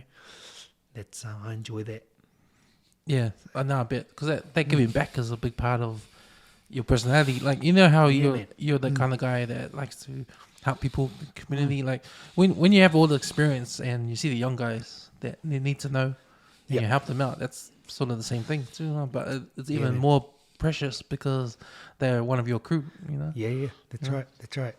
And I know that I've got their lives on my hands, you know, for the decisions I make. If I say it, then but they're allowed to say no. We have like a hierarchy, not a hierarchy. What is it, like the army, where we have different positions, you know, and I am the superior of the senior firefighters or my crew. But if they feel unsafe, then because they might see something that I don't, you know, so you just got to take that all into account. But yeah, man, loving it. I've been at my job for 20 years. So I'm in the construction industry, and I draw plans for buildings, you know, and stuff like that. Cool. And lately, since I've been doing the podcast, it's been like something that I'm passionate about now. It's overtaken my love for what I do at work. You know? What's up, man? Passion, man. So that's the way to go. But doesn't pay the bills. That's because I've lost the appreciation of coming to work and doing something different every day. Because if I think about it, doing something different every day gets your mind to, just to face a new challenge and work your mind a bit, you know? Because I've been doing it for 20 years, it's been a constant challenge every time because every job's a different job. Cool. You know? Cool. Yeah. And I don't know, I think I just lost my appreciation for that. But just hearing you say, you need a challenge and, giving back and that. Because when you go to work, every job is different too. It's not like a constant repetition, you know, every day, you know, it's different. And, different situation requires a different thinking process and try to solve a problem. Because that's the thing what I loved about my job when I first started was the problem solving aspect of it. Because every problem is different. You might use the same solution you did last time, but in a different sort of way because it's a different angle or different building or different different materials. But you know, it's always a constant challenge to solve the problem. So that I don't know. I've been thinking lately, for me anyway, like maybe I should go back to appreciating like how good the job I've got because it's a challenge every day. Yeah, cool, man. Yeah. I mean, I love that. I love that saying. You know, if you're comfortable, you're not growing. You know, so just get uncomfortable, grow, and things will eventually work out, and you'll learn from it.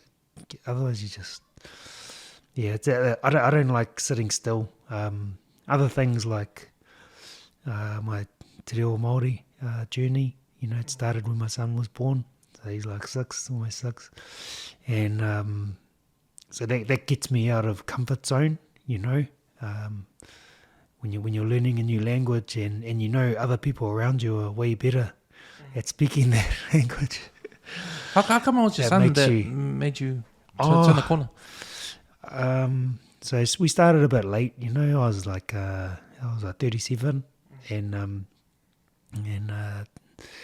our son was born, Jericho, and I just thought, this is a big one, man. This is a big one.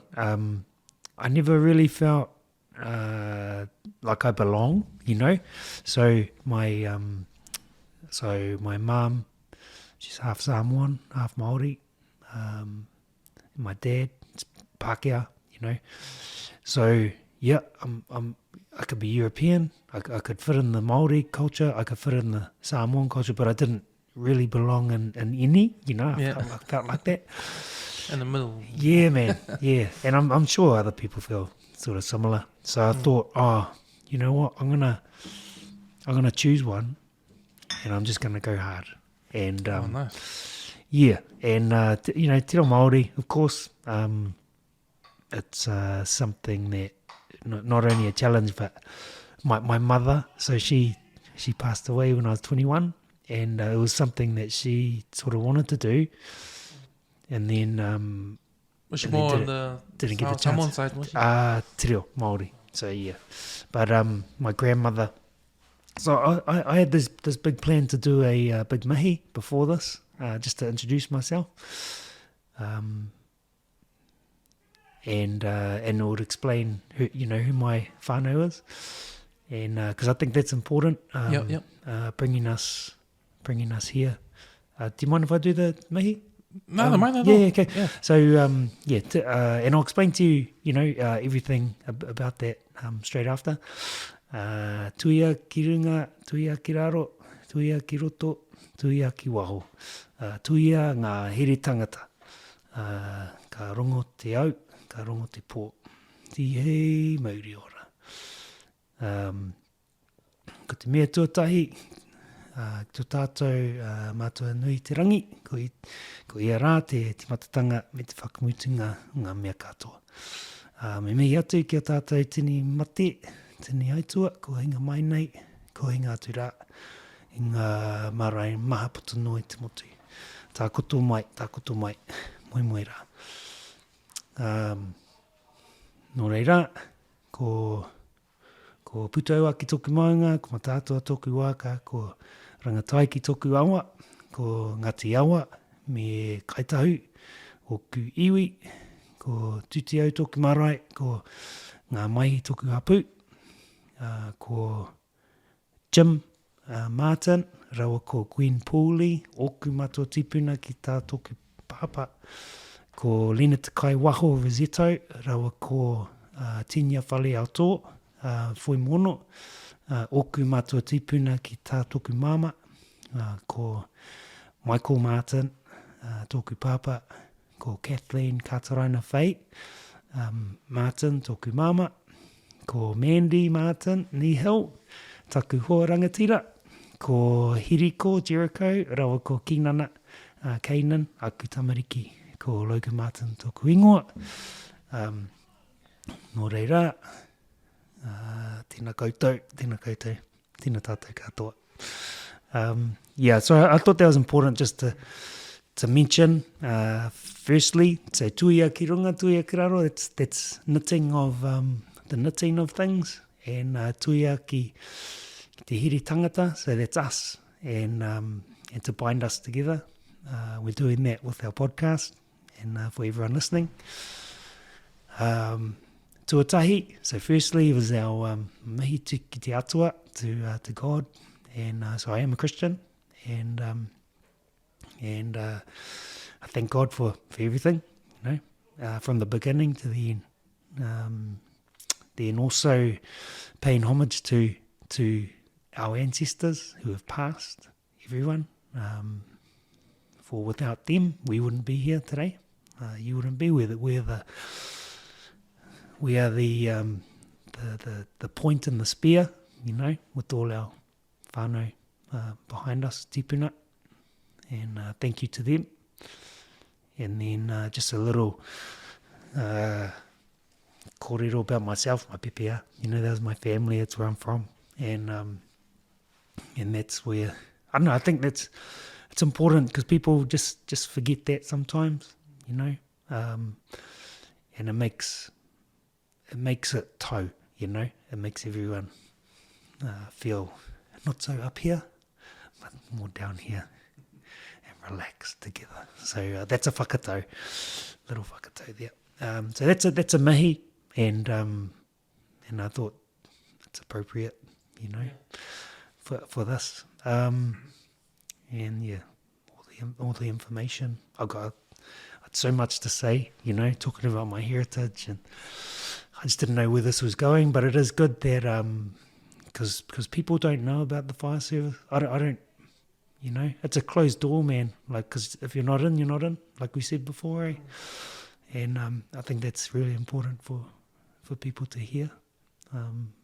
Yeah, and that's us. Man. No, because no, you're right, man. Because I've never spoken to a person that works in the fire before. And you're the first person. There's I not know. many of us, man. That's what I'm saying. You're the only person I've met that's a firefighter. Yeah. And to hear it from inside is really, I learned a lot. It's interesting because like you said, it's not a job where people really know about other than watching on TV. Yeah, and seeing right. Seeing it in the movies and that. Yeah, like you must get pissed off when you watch the movies and they're man. running around in the building with the fire and looking for the baby. And that. She tells me to stop it. She just stop talking. You're putting me off. I'm like, you can't do that. I think Spider-Man can go in there. There was this one. There was this helicopter hanging off the side of a building. And they jumped in the helicopter. I'm like, what the? You never do. You never do that. What are they doing? And she was like, stop it. Okay. Yeah, but they are good. And we're into that 911. She's watching that 911. Oh, is she? Okay. Yeah, series. It's pretty cool. Thanks for doing that, Mihi, because that was no one's done that on this podcast before.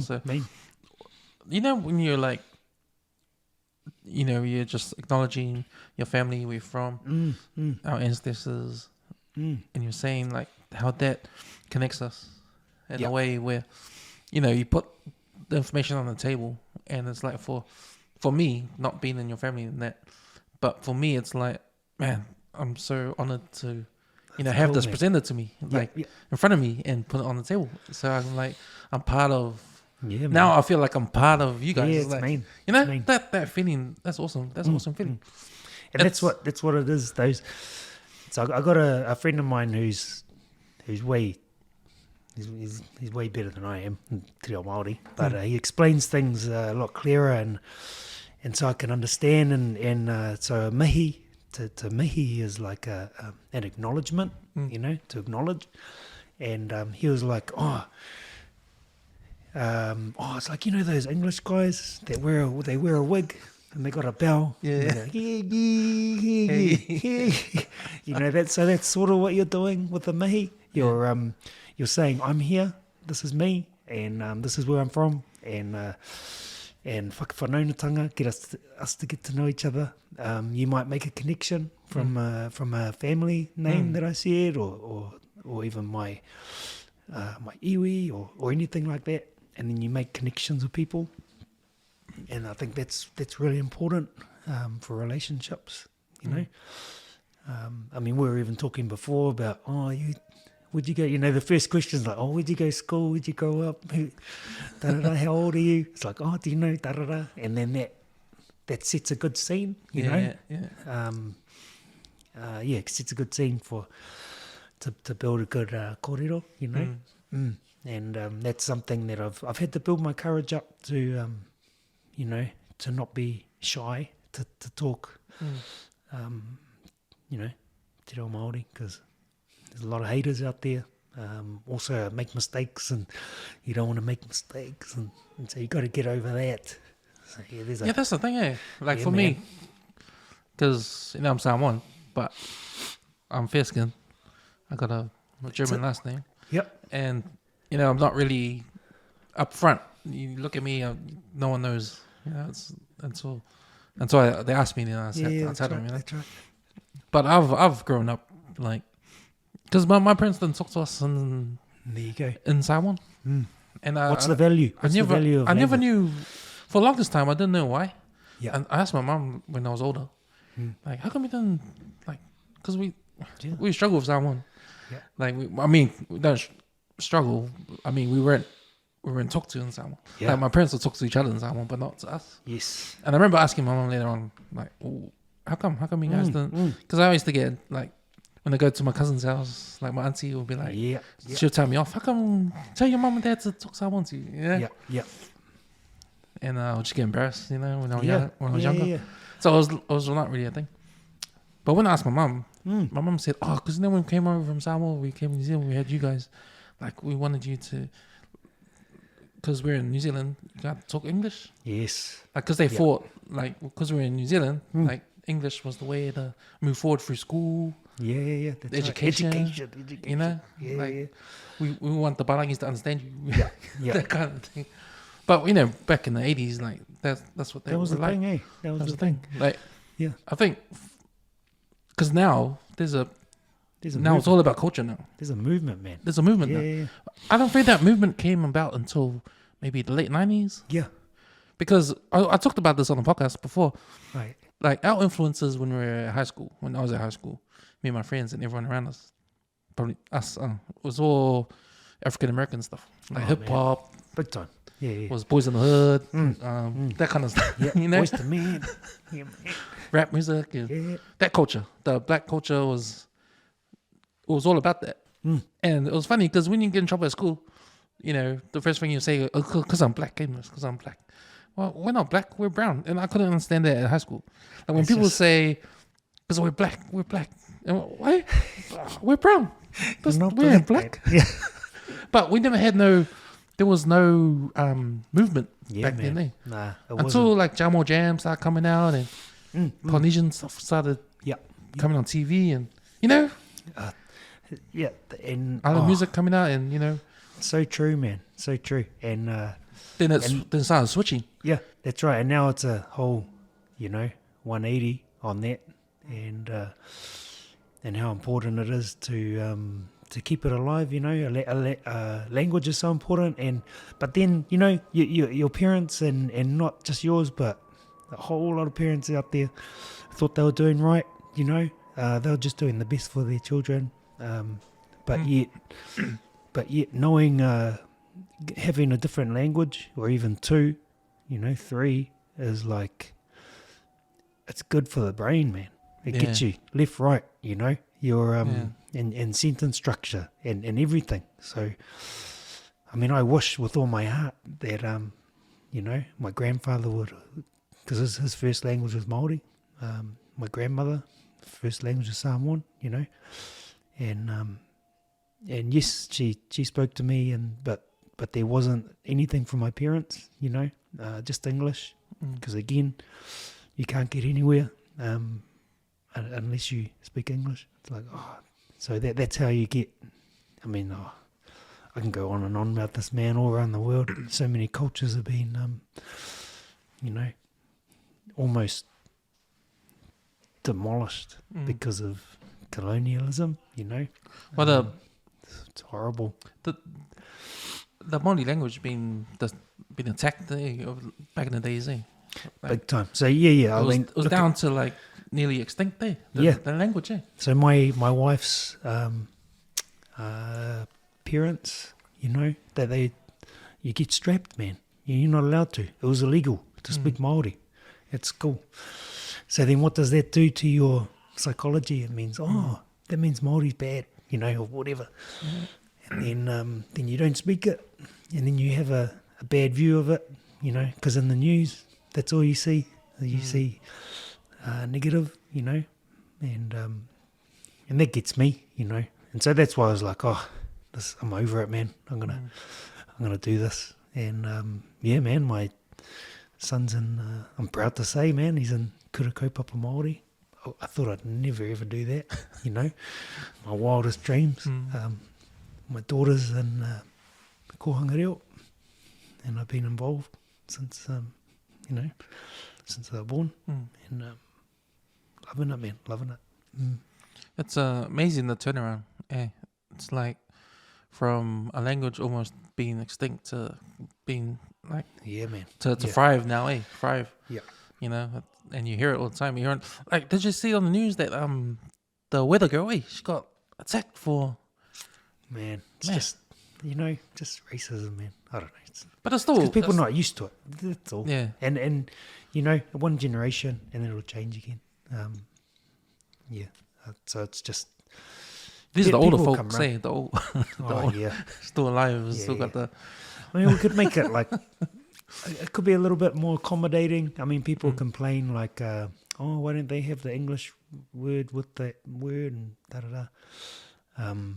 But it's, you know, we've got to start somewhere, and at least there's a lot more acceptance. You know, a lot more acceptance. That's the biggest one. I mean, people butcher even just common place names, man. You know, they just can't say it because there's no effort. But yeah, it's there, you know, and it's growing. It's getting, and not just for Māori, but for any culture, man. It's they need to flourish, you know. You can't whakataka te mana, you know, of anyone, you know, stamp on their culture for any reason. I know the police have been. Police have been told to say the names properly. You know, because I got a friend who's a cop. It's one of the recent incentives for the police to pronounce the names properly. Good one. Yeah. But I noticed that anchor people on TV do it. They try hard to. That's the future, man. Like, and that's part of my reason for going to Kura Kaupapa for my tamariki, because what did Jacinda come up with? Something like it's going to be compulsory, you know, in schools. Yeah. I don't know if making it compulsory is a good thing, but definitely making it more accessible and more, you know, more accepted is that's the biggest goal, you know. I think the argument is like, for the people that disagree with the compulsory, I think the argument I've heard them say was, well, that's not going to get you anywhere overseas. It's not going to get you anywhere, that's right. That's the but argument. If you go to France, you got to speak French, man. Otherwise, the language is going to die. The language is going to die. The culture is going to die. So that's the only way to keep a language alive is to use it, you know. And it's getting, like I said, you know how there's no future in it. Well, there is going to be, you know. And it's getting more and more. Have you noticed it, just on our TV, you know? Matariki, becoming our the new holiday. Holiday. I mean, First that ever. was long overdue, man. That was long overdue. But it just things like that are happening. You know, there's a movement. There's movements happening, and just get on board, Get on board and accept it. Well, the newspapers have been calling out racism every time it happens in public. Yeah.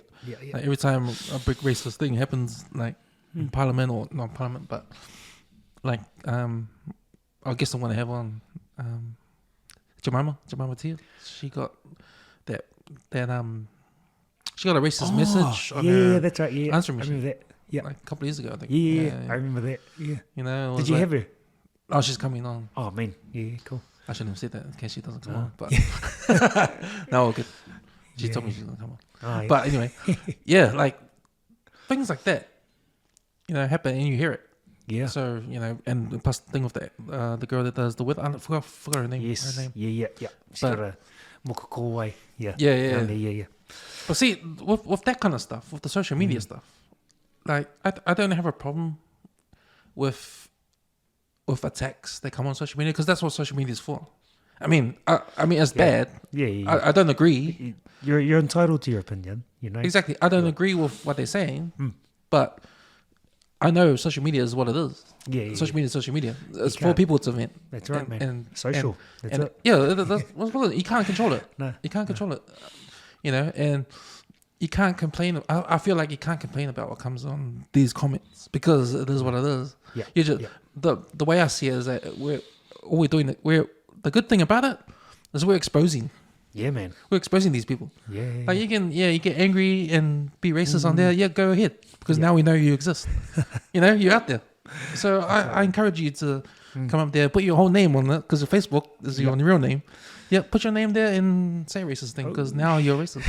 You know, and do it. I don't want to cancel anyone because then you won't know where they are because they're hidden. That's right. You bring them up and their reasons are just they're no good reasons, man. For for what things they say, like there's no future in it, And I've had that before, but I'm like, well, you go to Japan. Where do you learn Japan? In Japan, not Japanese, right? If Japanese didn't speak Japanese, be gone, So you got to keep the language alive somehow. It's this is the only country in the whole world, who can speak te reo Māori, And it's part of sort of mainstream, but is it the mainstream indigenous language? Yeah. So it's official language. It wasn't official because no other country that's colonized indigenously there's not the main language. Because I remember reading Alan Duff. Yeah, he talked about how New Zealand's indigenous have got it better than any other indigenous in the whole world. In terms of, we got the most indigenous, we got the most Māori that own their own business. We got the most Māori in parliament and government. Yeah. We got the most, representatives compared to the Aborigines, compared to, the people in like New Caledonia or, the original indigenous in other countries. We got it way better than anyone else. Yeah. Oh, it was colonized. I mean, we're like one of the last, which is a blessing just because of where we are. I think it's a blessing just to be born in New Zealand, So many other places in the world that are struggling, man. But yeah, that being... But that's a responsibility. We were talking about how, okay, we have French in school here because you go to France, you speak France over there, French over there. Like, this is an incentive. If we're going to teach te reo here, the incentive next is to get people over here. Yeah. Like, we got the Hobbit stuff, we got the movie stuff, man. People coming over here to ski, tourists are coming over here for skiing, for that kind of stuff. Like, it should be more incentives to get people over here. Because the reason why we teach French, Spanish, because we're going to these countries. Yeah. Now, and for people to experience the haka, go to Aotearoa, go do all the tourism. This is the only place they can do that, and I think that's beautiful, If I wanted to see the Samoan culture, I'd go to Samoa and that, experience that. That'll be, and that's what makes it beautiful, man. And important, only place in the world. That's it. End of story, So make those jobs that fit that, that broadcast, on the TV, all of those jobs that we can, even with the fire service, with FENS, I've used, run whakatau, our pōwhiri, run our, we've got national, like, incentives and things like that to use te reo Māori, and it's part of the actually part of the strategic priorities, flash words, but of the organisation, so I'm tapping into that, and it's important, it's important for every organisation to have, at least represent something te reo Māori, because only place in the world, man.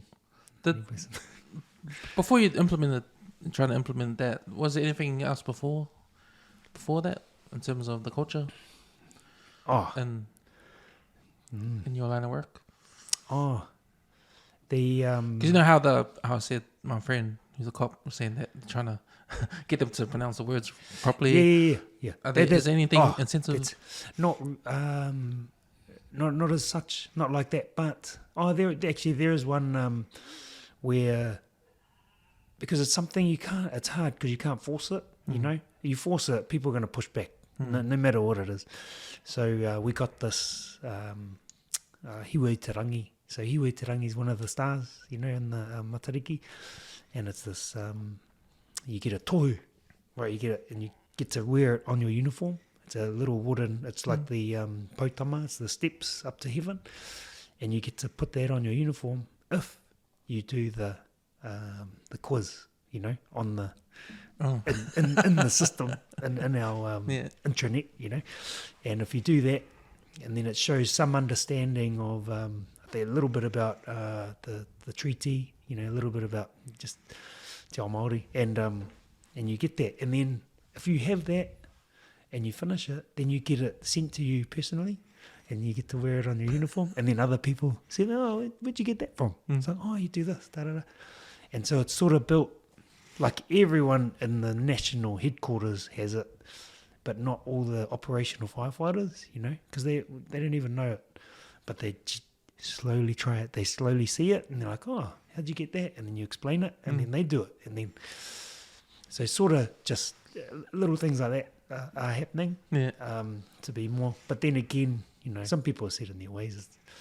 It's hard, but it's their choice to do it. They don't have to, you know, and that's what I think is important.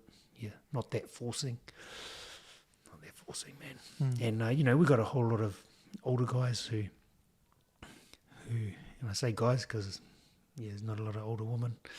There's none, but you know, older guys in the fire service on the fire trucks who are old school, you know, and struggle to pronounce, but that acceptance is, you know, slowly getting to them as well. So that I think that's beautiful. Yeah, man. Have you seen that movie, The King of Staten Island? A little bit, I think. That guy's... The guy's father's a he's a firefighter, and his mates. Yes. Yeah. And I was reminded about, because they're old school, and they're old school, yeah. And that culture's deep there, man, over there. Yeah. Yeah. Is that the same kind of culture? It is, man. It is. Oh, not in New Zealand? No, not in New Zealand. Not so much. Yeah. But over there it is. Yeah, they're pretty... You know, what's your average firefighter? You know, you just think of a Pākehā male. You know, that's pretty much it. You know, but moustache. Moustache and things like that. But I get it though, because it is a dangerous job. Yeah, no matter how you have look to at have it. standards. So I guess that's where the camaraderie comes from, like, because it's a dangerous job. You guys are backing each other up. Oh yeah. Yeah. So when you come out of a job, you get more tighter. Yeah, big time. So it takes about I'd say about 6 months to a year to be on a crew, and then to be tight. You know, so it's that because there's that uncertainty. Like when you're a boss, you got people who are untested. You haven't seen how good they are. And that happens all the time. It's just unwritten, and you can't trust anyone until you know you've been through, you know, a few things with them. Like they get the rookie treatment. Yeah. And there's a reason for that, you know. And you can be a bully about it, but there's not so much bullying now. But there is a little bit, but you know, not nowhere near as bad as it used to be. But yeah, with those recruits, they have to prove themselves. So, you know, they come from this training with all these new sort of, that's how we do those knots. Oh, yeah. Well, I've done this for years, and this is how I do it, you know? And it's like, no, this is the right way. They don't do that. Oh, yeah. Just sit back and agree, you know, because you've been through the training, and then that's like your apprenticeship just done. You're still green. You got to listen, got to learn, a lot of listening, a lot of learning, And I got to, as an officer, I got to trust you, you know. Yeah. Can you go and do this? Can you go do that? Do I have to worry about you doing it properly or not, you know? And then after that sort of 6 month, 1 year, you build that trust. And then, you have some pretty cool crews, you know? And you end up, some crews stay together for like 10 years, man, you know? I was with the same boss for 10 years. And then you get to know each other so well, you know? And it's almost like, oh, I'm scared to go to another watch or, you know, another station now because I got it so, you know, we click. We click. But then again, there's that comfortable and being uncomfortable, not growing, you know? So, yeah.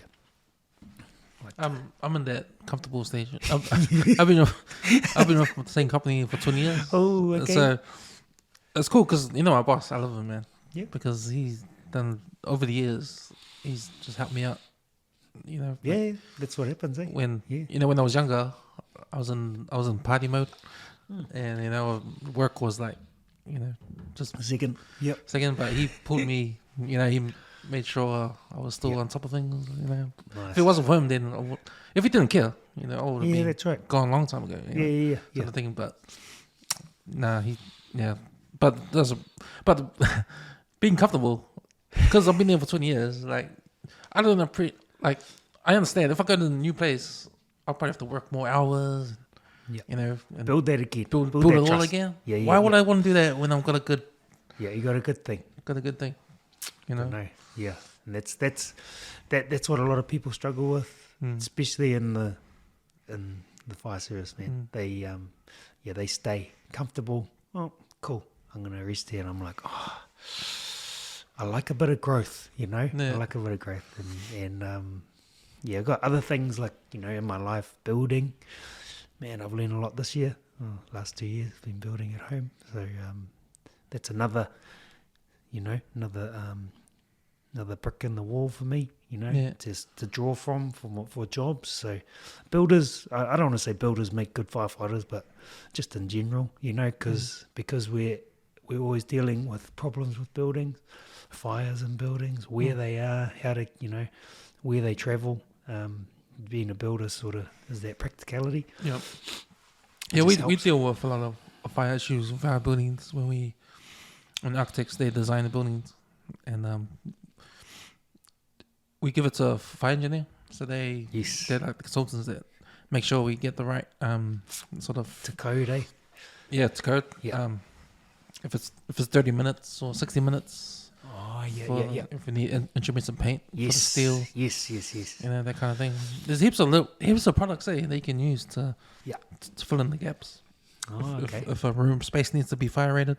Yeah. You use jib fire line to get the right amount of gives you time, eh? For the right amount of minutes flame to travel. Yeah. So it's real interesting. But yeah, we just give it to the fire engineer. They do all that. They sort that. They sort that out and tell me what to draw. So I'll put it on the drawings and that. Yeah. But it's real interesting stuff. Like, and new products always come. Yep. It's funny because the experienced guys, like I don't know if you know a company called ProTech. I've heard of them. Yep. They do all the sprinkler valve rooms. Yeah. And we have to draw all the fire alarm panels. Oh, okay. Yeah, cool. And stuff like that. It's very interesting, though. It's interesting where we have to put it. Yeah. There's certain places and that. Yeah, and that's something we've got to be familiar with, you know. Sprinkler systems, alarm panels, where to find things. We also go out and do check that everything is as it says on the plan. You know, inside, you know, up 1.2 meters or something like that. Yeah. So you can see it. Because we do these when we do a warehouse, like they have a sprinkler valve room, but we also need to do a wall like a few meters away, so they can test the hose, and they test that they turn on the hose and it hits the wall. We have to build that on the side of the building. Oh, really? Yeah. Have you gone and tested stuff like that? No. So we don't do the test. It is something that we can get into, You know, but I think the building owner has to do all the testing, or maybe I don't know who does it. But they have that's the crowds. thing we have to build. So there's a couple of firefighters, even volunteer guys that I know that do the the sprinkler maintenance and things like that. Oh yeah, So they know. Yeah. So it is something that I could sort of step into if once I get too old. because you need you got the firefighters, then you got the fire engineers that design the building for fire ratings. Then you got people like Protect that go have to maintain the sprinklers. Yeah, they're all different. Like there's heaps of different people. yeah, those fire engineers. I think they're we call them community safety team. They look after things like panel inspections, and they give it to us. Hey, we've got a building in your area, go check it, and they give us the checklist. It's not rocket science, but we just go and make sure that it's the code. So yeah, man, our jobs. Another part of our job people probably don't know is we do a lot of what do we call it? Risk planning. So we go to different buildings and check out anything in there. Normally people just let us in. They don't have to, but then we can come back. It would have been later. designed though, like the fire exits and where they are. Yeah. So I mean, Some people are stupid to put things in front of the doors that they can't that's be not used. It's not really our. Everyone thinks it's our role. Oh, gee, I better the fire trucks here. I better do this. It's like no, we're here to see. You've got like 100 LPG bottles at the back. Oh, can we? And then we make a plan about it. It's like, oh, okay. So if there's a fire here, what do we do? And we call those site reports. So we go out. That's another thing we do. You go out, check all those risks in our area. Those building risks, and make sure it's up to date and things like that. Because it's always good to have. And we just got just in the last 9 months, these pads now. We've finally gone from map books, to flick through map books, to a GPS. Yeah. I mean, I don't know how long phones have had Apple Map on there or whatever, but we've only just got them, And but these are specific for us, Tells you can click on a building, can tell you where the hydrants are before you get there. Oh, wow. I love it, man, little toy.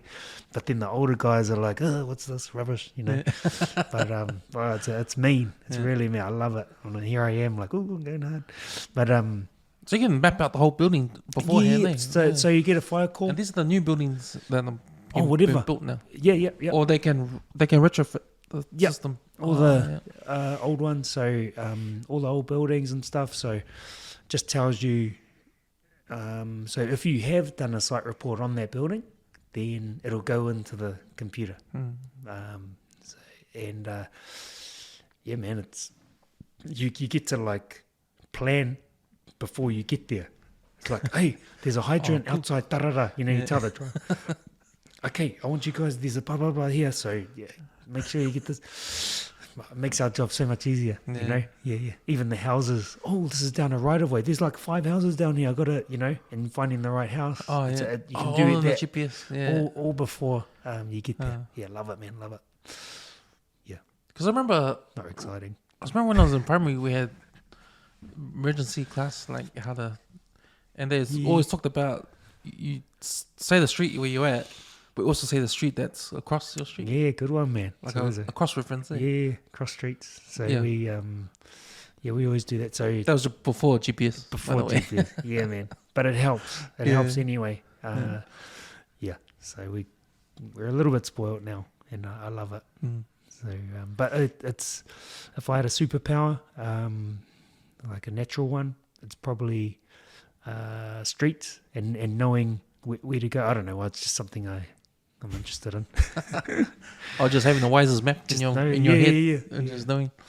So. There was this product we now use for our warehouses. We do a lot of warehouses. And you know how on the roof they got the translucent sheet to let natural light in. Yeah. Skylights. And stuff. Yeah, the skylights and stuff. There's a new product that it burns fast. Like it burns and lets it out. It disintegrates. So the object is to let the smoke out. Yeah, let the oxygen. Yeah. Which ventilation. Which is pretty smart, eh? Yeah, it's a good one. It's a good one. It's the first thing to burn. Yeah, cool. Yeah, it's real, Paper. Yeah. Because you don't want that smoke, man. You want to see. That's it. You want to see what's going on. Well, the Americans, they have they do crazy things like they go on roofs and they try and ventilate. So when you take oxygen, when you let a fire burn out, it can put itself out by venting, and the Americans, like, the best way to vent is on top, but it's dangerous, man. Like the Fire's under you. So they fall through the roofs and stuff. It's silly, but that's the best way to vent. And if you can have a product like that does it for you, that means the fire is not going to travel so far, know. So that's a good one. We ventilate by opening windows, right, horizontal rather than vertical. Yeah. And so they go on the roof and just make holes on the roof. Man, crazy. Wow. Saws, really, those concrete cutters and things. Yeah, man.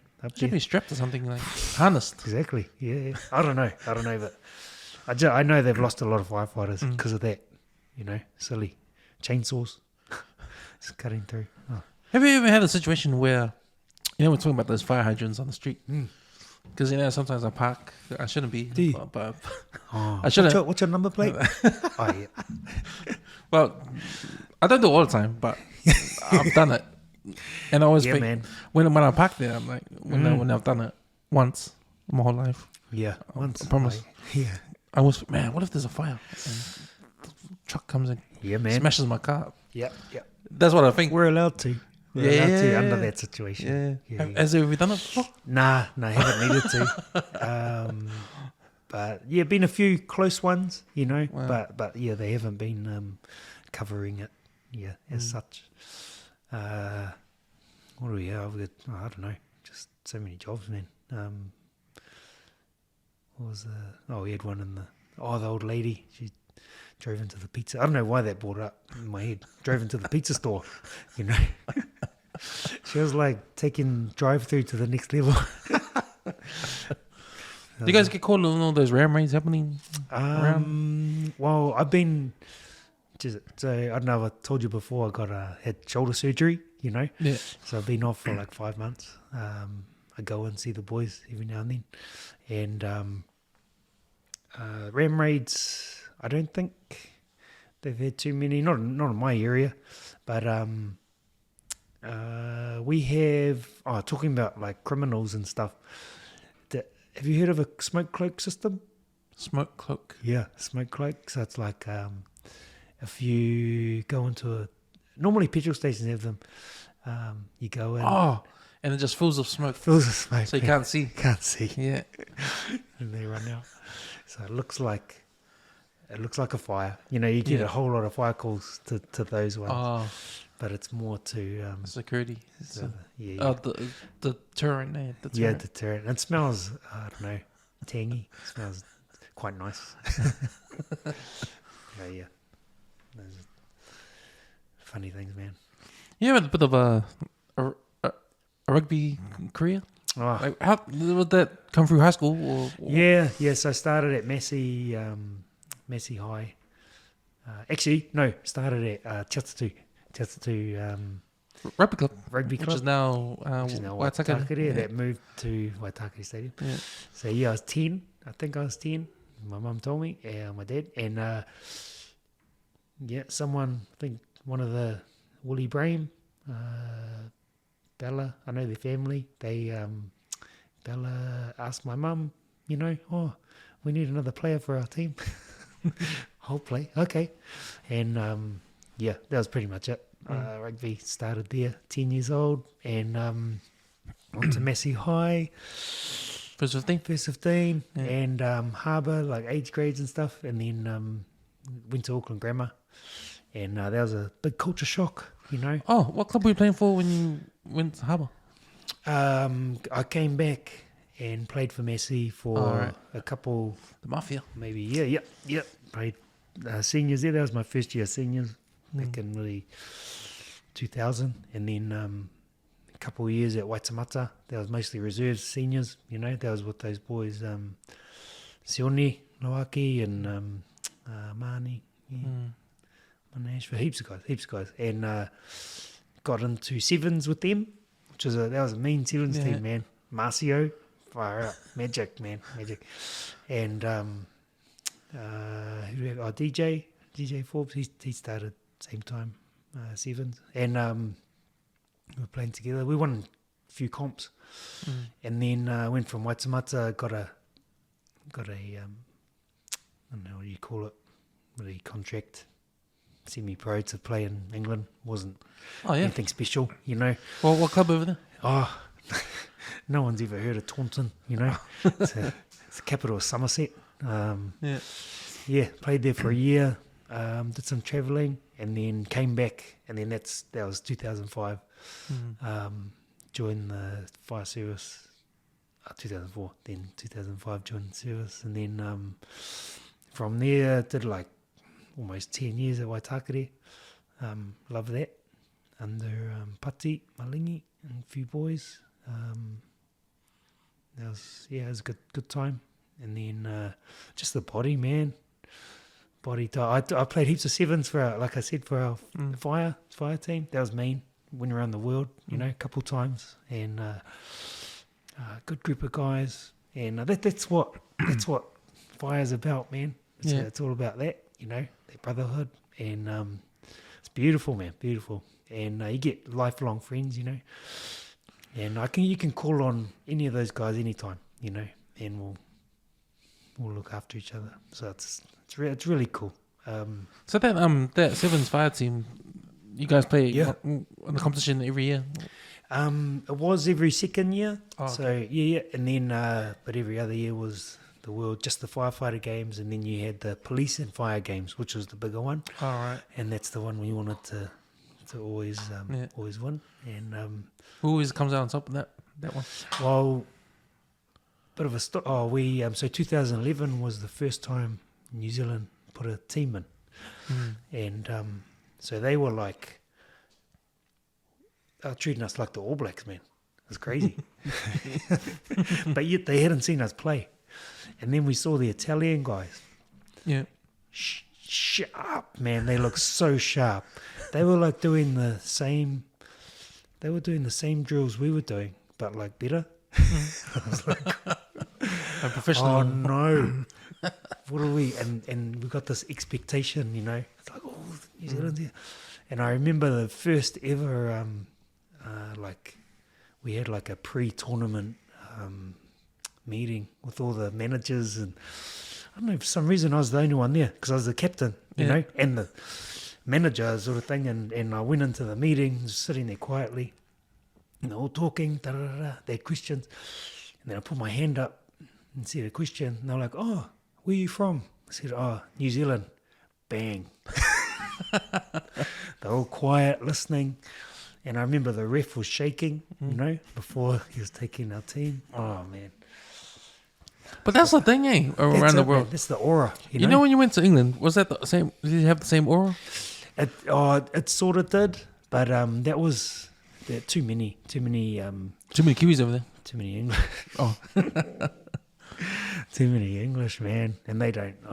It was a hard. Yeah, that was a hard team to. I think they expected a couple of All Blacks. You know, there were two of us. One, it was me and a guy from Hamilton, and I think they expected All Blacks. You know, they got more like maybe like Super 15. Being too modest. Too modest there, bro. No, but it was good, and you know, made a few good friends out of it. Yeah, and that was amazing. And how far out of London is that town? Oh, it's like 2.5 hours, 3 hours drive. Yeah, southwest. So on the way to Wales, Cornwall. Cornwall's the end of So it's a nice part of the country. Yeah. Good, and got to travel. Good place to travel from. You know, it's so central. And got to see so many places I never dream of, you know. Yeah, because that's pretty cool how New Zealand has that relationship with the rest of the world in terms of rugby. Like you know, they're just asking for players. Big time. You know, big time. club level, NPC level. You know, doesn't matter. Yeah, Like, Is that still the case now? I don't know, man. I don't Fins know. out. No. Don't get me started about the All Blacks. Like, Man, yeah, don't, man. I love it. Eh? Please. I wanna put it out there. I love it. Oh, did. I stopped supporting the All Blacks a long time ago. Oh man, It's not because of this, yeah. Like, yes, yeah. I did this thing where I have to support one team. I don't believe in two teams, so I picked Manu Samoa. Manu Samoa. There you go.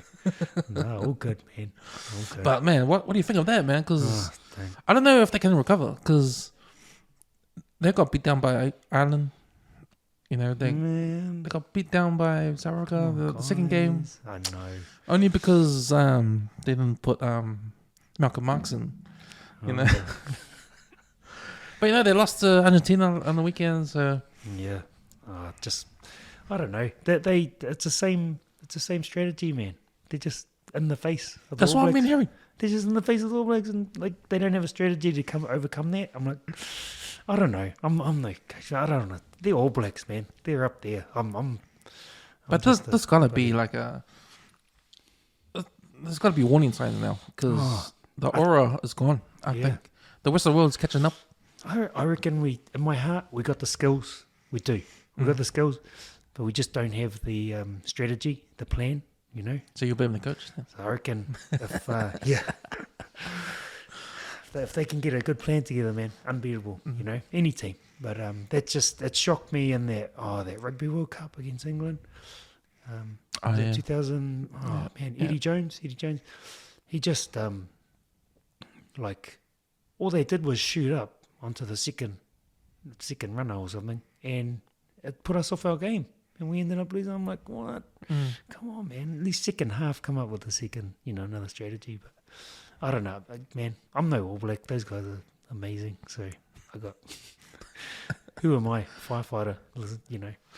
You know, I was interested in like the New Zealand public, like coming down on them like they do. It's pretty hard, man. It's pretty harsh, eh? Yeah. And I know I said social media is social media. It is what it is. That's You know, right. and I still believe that. Yeah. And when I see the news talk about the backlash and all that, I don't think there's a big deal. When I hear, because I heard Rico Ioni talk about, we don't care about the noise and we're just gonna do our thing and blah blah. Yeah, that's what you're supposed to do. That's what you're supposed to do. You don't need to remind.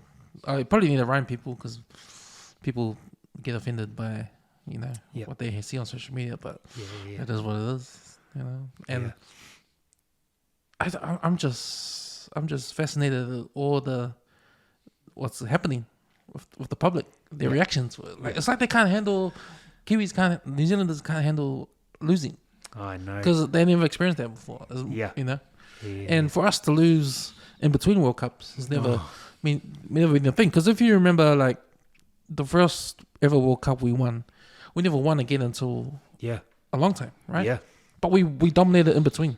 Yeah, all the time. The difference now is that we're losing in between. Yeah. Oh, this is the first year. The first in between we're losing. Hopefully, that's a good sign. Because when I think about the Northern Hemisphere, they don't care about in between. Nah. Like England, they don't care about. If they lose in between, they don't care. What's that? They concentrate on the World Cup. Yeah, that's right. That's right. And I think maybe that's the way we have to recognize it's the World Cup, not in between. As long as we learn from now. it. As long as we learn from it, man. Yeah. Come on, boys. Come on, boys. Yeah. Mad love for them, man. I don't watch a lot of sport. And I only really truly support one team, All Blacks, and maybe watch the Olympics. Love the Olympics and Commonwealth Games. New Zealand came through today. It's there. Yep. With the sevens. Sevens. Man, love the sevens. So don't watch a lot of sport, but when I do, I'm into those. So, yeah, enjoy it, man. Did you ever go down to Sevens in Wellington when it was? I haven't been to any Sevens tournaments. Not much of a party guy. Yeah. I mean, like I said, I don't even drink. Haven't drunk for like 22 years. Oh, 24 years. Yeah. But I don't know. Just sort of not my thing. I'd rather like sit down comfortably in the, you know, with family, friends around, have a banter, you know, rather than be out in a cold stadium. Yeah. Sort of not my thing. You know, everyone's different. So, but So I think is New Zealand still doing the Sevens? Or we lost it? In New Zealand, are we still part of the Seven Circuit? Hamilton. Hey, was it Hamilton? Are they coming? Are they coming this year? Oh, I hope so. I'd like to go. I would like to go down. You know, celebrate. But no, man, I love watching it. That's mean. Yeah, I thought it was a big mistake. They sort of killed the atmosphere. Taking Wellington away? Yeah, big time. I mean, because you know why? Because they took away the alcohol. Took it away. Yeah. Suppose you. And what do you expect? No one's going. Suppose I'm not. I'm not cleaning up the bottles and stuff. So yeah. But man, it was a cool atmosphere, man, and you know, party atmosphere and they still put people. You know, people in there entertained. It's cool, man. Yeah, getting entertained. Good for the country. Good for the country. Good for the sport. Good for the sport. You know, and that's the main thing, I reckon. Because I'm always thinking about our sports culture in New Zealand. Like we recently saw the secondary schools finish Auckland, the 1A Auckland. So Castle Boys beat St. Peter's, and that was a close one. I didn't go to the game, but a lot of the boys said. Oh, it was Lady. He said that everyone left after the game finished, and then Auckland and Otago were playing. Yes. So it's sort of like, hey, everyone came for the high school game, not for Auckland and Otago. Oh man. Which is, you know, should be the other way around, but should be. But it just speaks to like how, I don't know, the support there is for secondary school, the secondary school game, because you're talking about the kind of support. Yeah, like man. It's more tribal. Yeah. Than more anything roots, else. eh? Yeah. More from the roots. It's more roots. It's more heart. Yeah. It's hardy. More hardy. And I feel like that's what NPC needs. Yeah. But they don't have it. Look at this whole system, man. Look at the whole system. We're losing like so many players. If you don't make a team where you're going to get paid, like if you don't make a senior team out of high school, then you just drop off, you know. And before, like back in the 90s, senior players, like Auckland was chosen from the senior player, you know, the senior rugby teams, where now they're pretty much chosen from first 15 straight to professional, and it just kills the grassroots, man. Did they always change the age group from club to high school? When you get a high school age, when you get third form age, then there's no more club rugby. Yeah, you got to play for your school. Yeah. They changed play through school. When did that start happening? I don't know. It was in when I was. Oh, okay. It's always been there. Yeah, I think so. Oh, okay. I think so. But now Sky TV is televising these schools, and man. now it's like you got some screen time now. You're like getting exposed. Yeah. And it's like sort of killed the. Oh man, it's killed the 1B and 1C. The other teams. Man. Yeah. So you got to be. I think Duncan Garner said it before. It's like, it's killing the. You have to be like in a rugby school, in a rugby, you know, first 15 to make it, you know. Where you go, it's pretty. I don't think the system. We're losing senior players. I was just talking to one of the boys. He's in the fire. He just played 200 games for college rifles, and talking about what COVID did, you know, to Auckland senior rugby. We lost something like 20% of players, man. Lost 20% of the players. The competition's it's just dying, and it's horrible, but it's happening. So this is just the change of the pathway now. Pathway is through first 15s, and then after first 15, If where you do you don't go? make it, then you play for the local club. And then you won't get seen. Yeah, you don't get seen, or you feel like you don't get seen. You know, Mm. so it just makes it that much harder if you're not chosen from an early age. And you know, people are late bloomers. Not everyone matures at the same time. So, it's a pretty big one to give contracts out to kids who just get out of high school, but yet still have some maturing. And that's probably why you see those kids that are left out go down the line, play for play for Chiefs, they get chosen. or They get pulled away from there Yeah. from here to go and play because they haven't come up in the system early.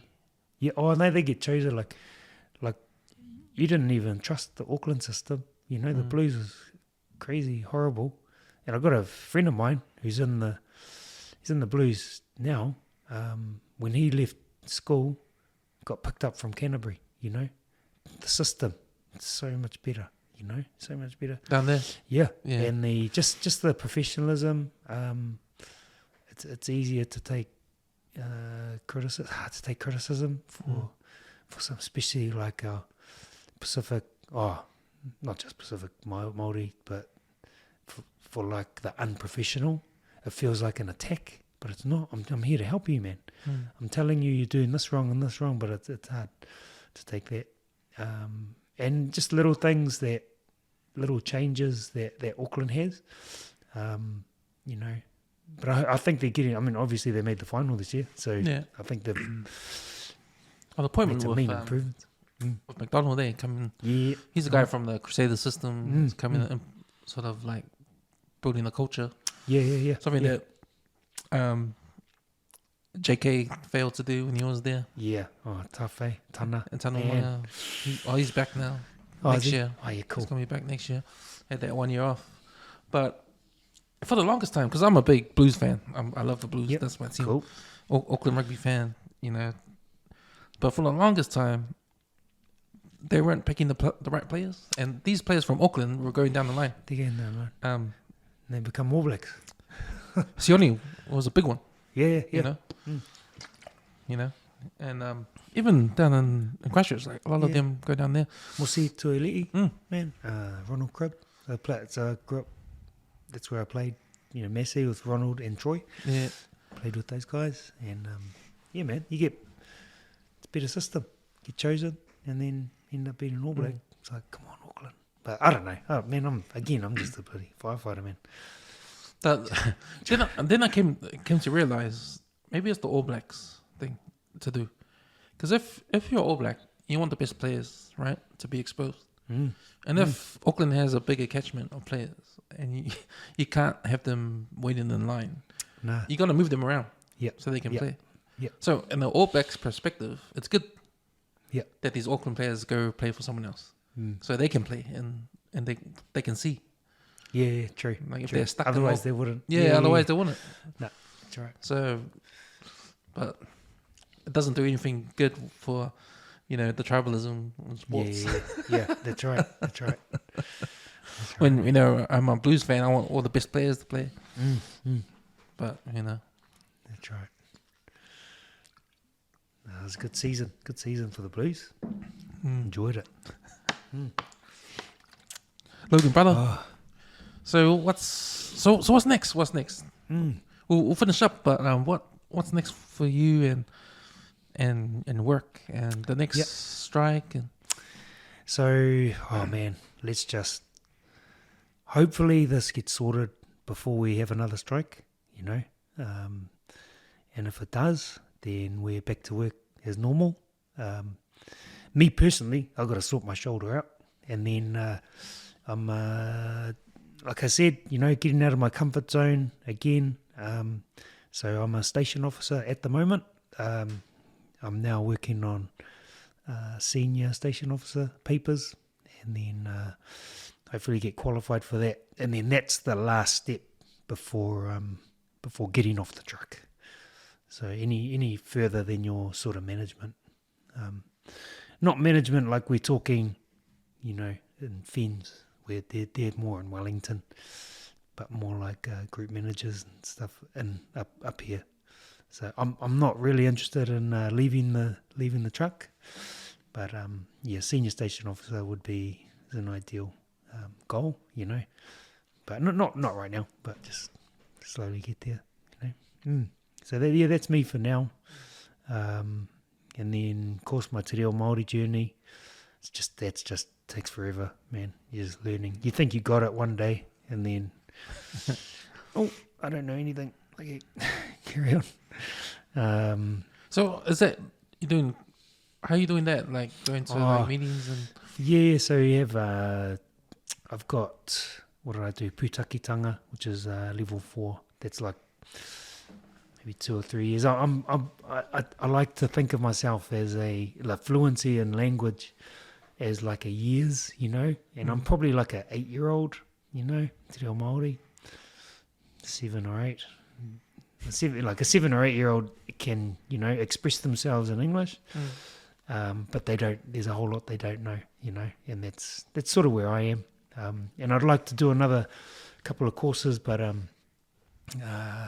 got building at home. So, like I said, building for my dad. Yep. Got him a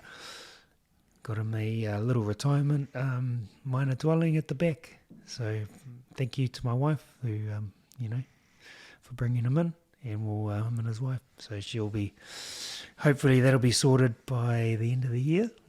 Yeah. And so that was a big process, man. Council, building, forget about it. And once that's done, and the kids, that's my kids and my wife. We just gonna grow, and I don't know. That's me for now. But thank you for listening, man.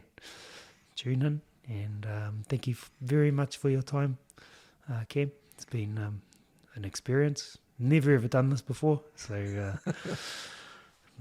so much. Yeah, didn't know how I was going to go, but we got there in the end. Yeah, we got there, man. We got there. Hey. I thought you forgot about the fireman calendar. You're going to be in like you can send out and stuff. They keep on asking. But my wife says no. No, hey, Logan, man. Pleasure to have you on the podcast, bro. It's good. Yeah. It's good timing, man, because I sort of like feel the stars align when the shit happened with the fire and the dramas and all that. Yep. And, you're just a friend of, a mutual friend. Yeah.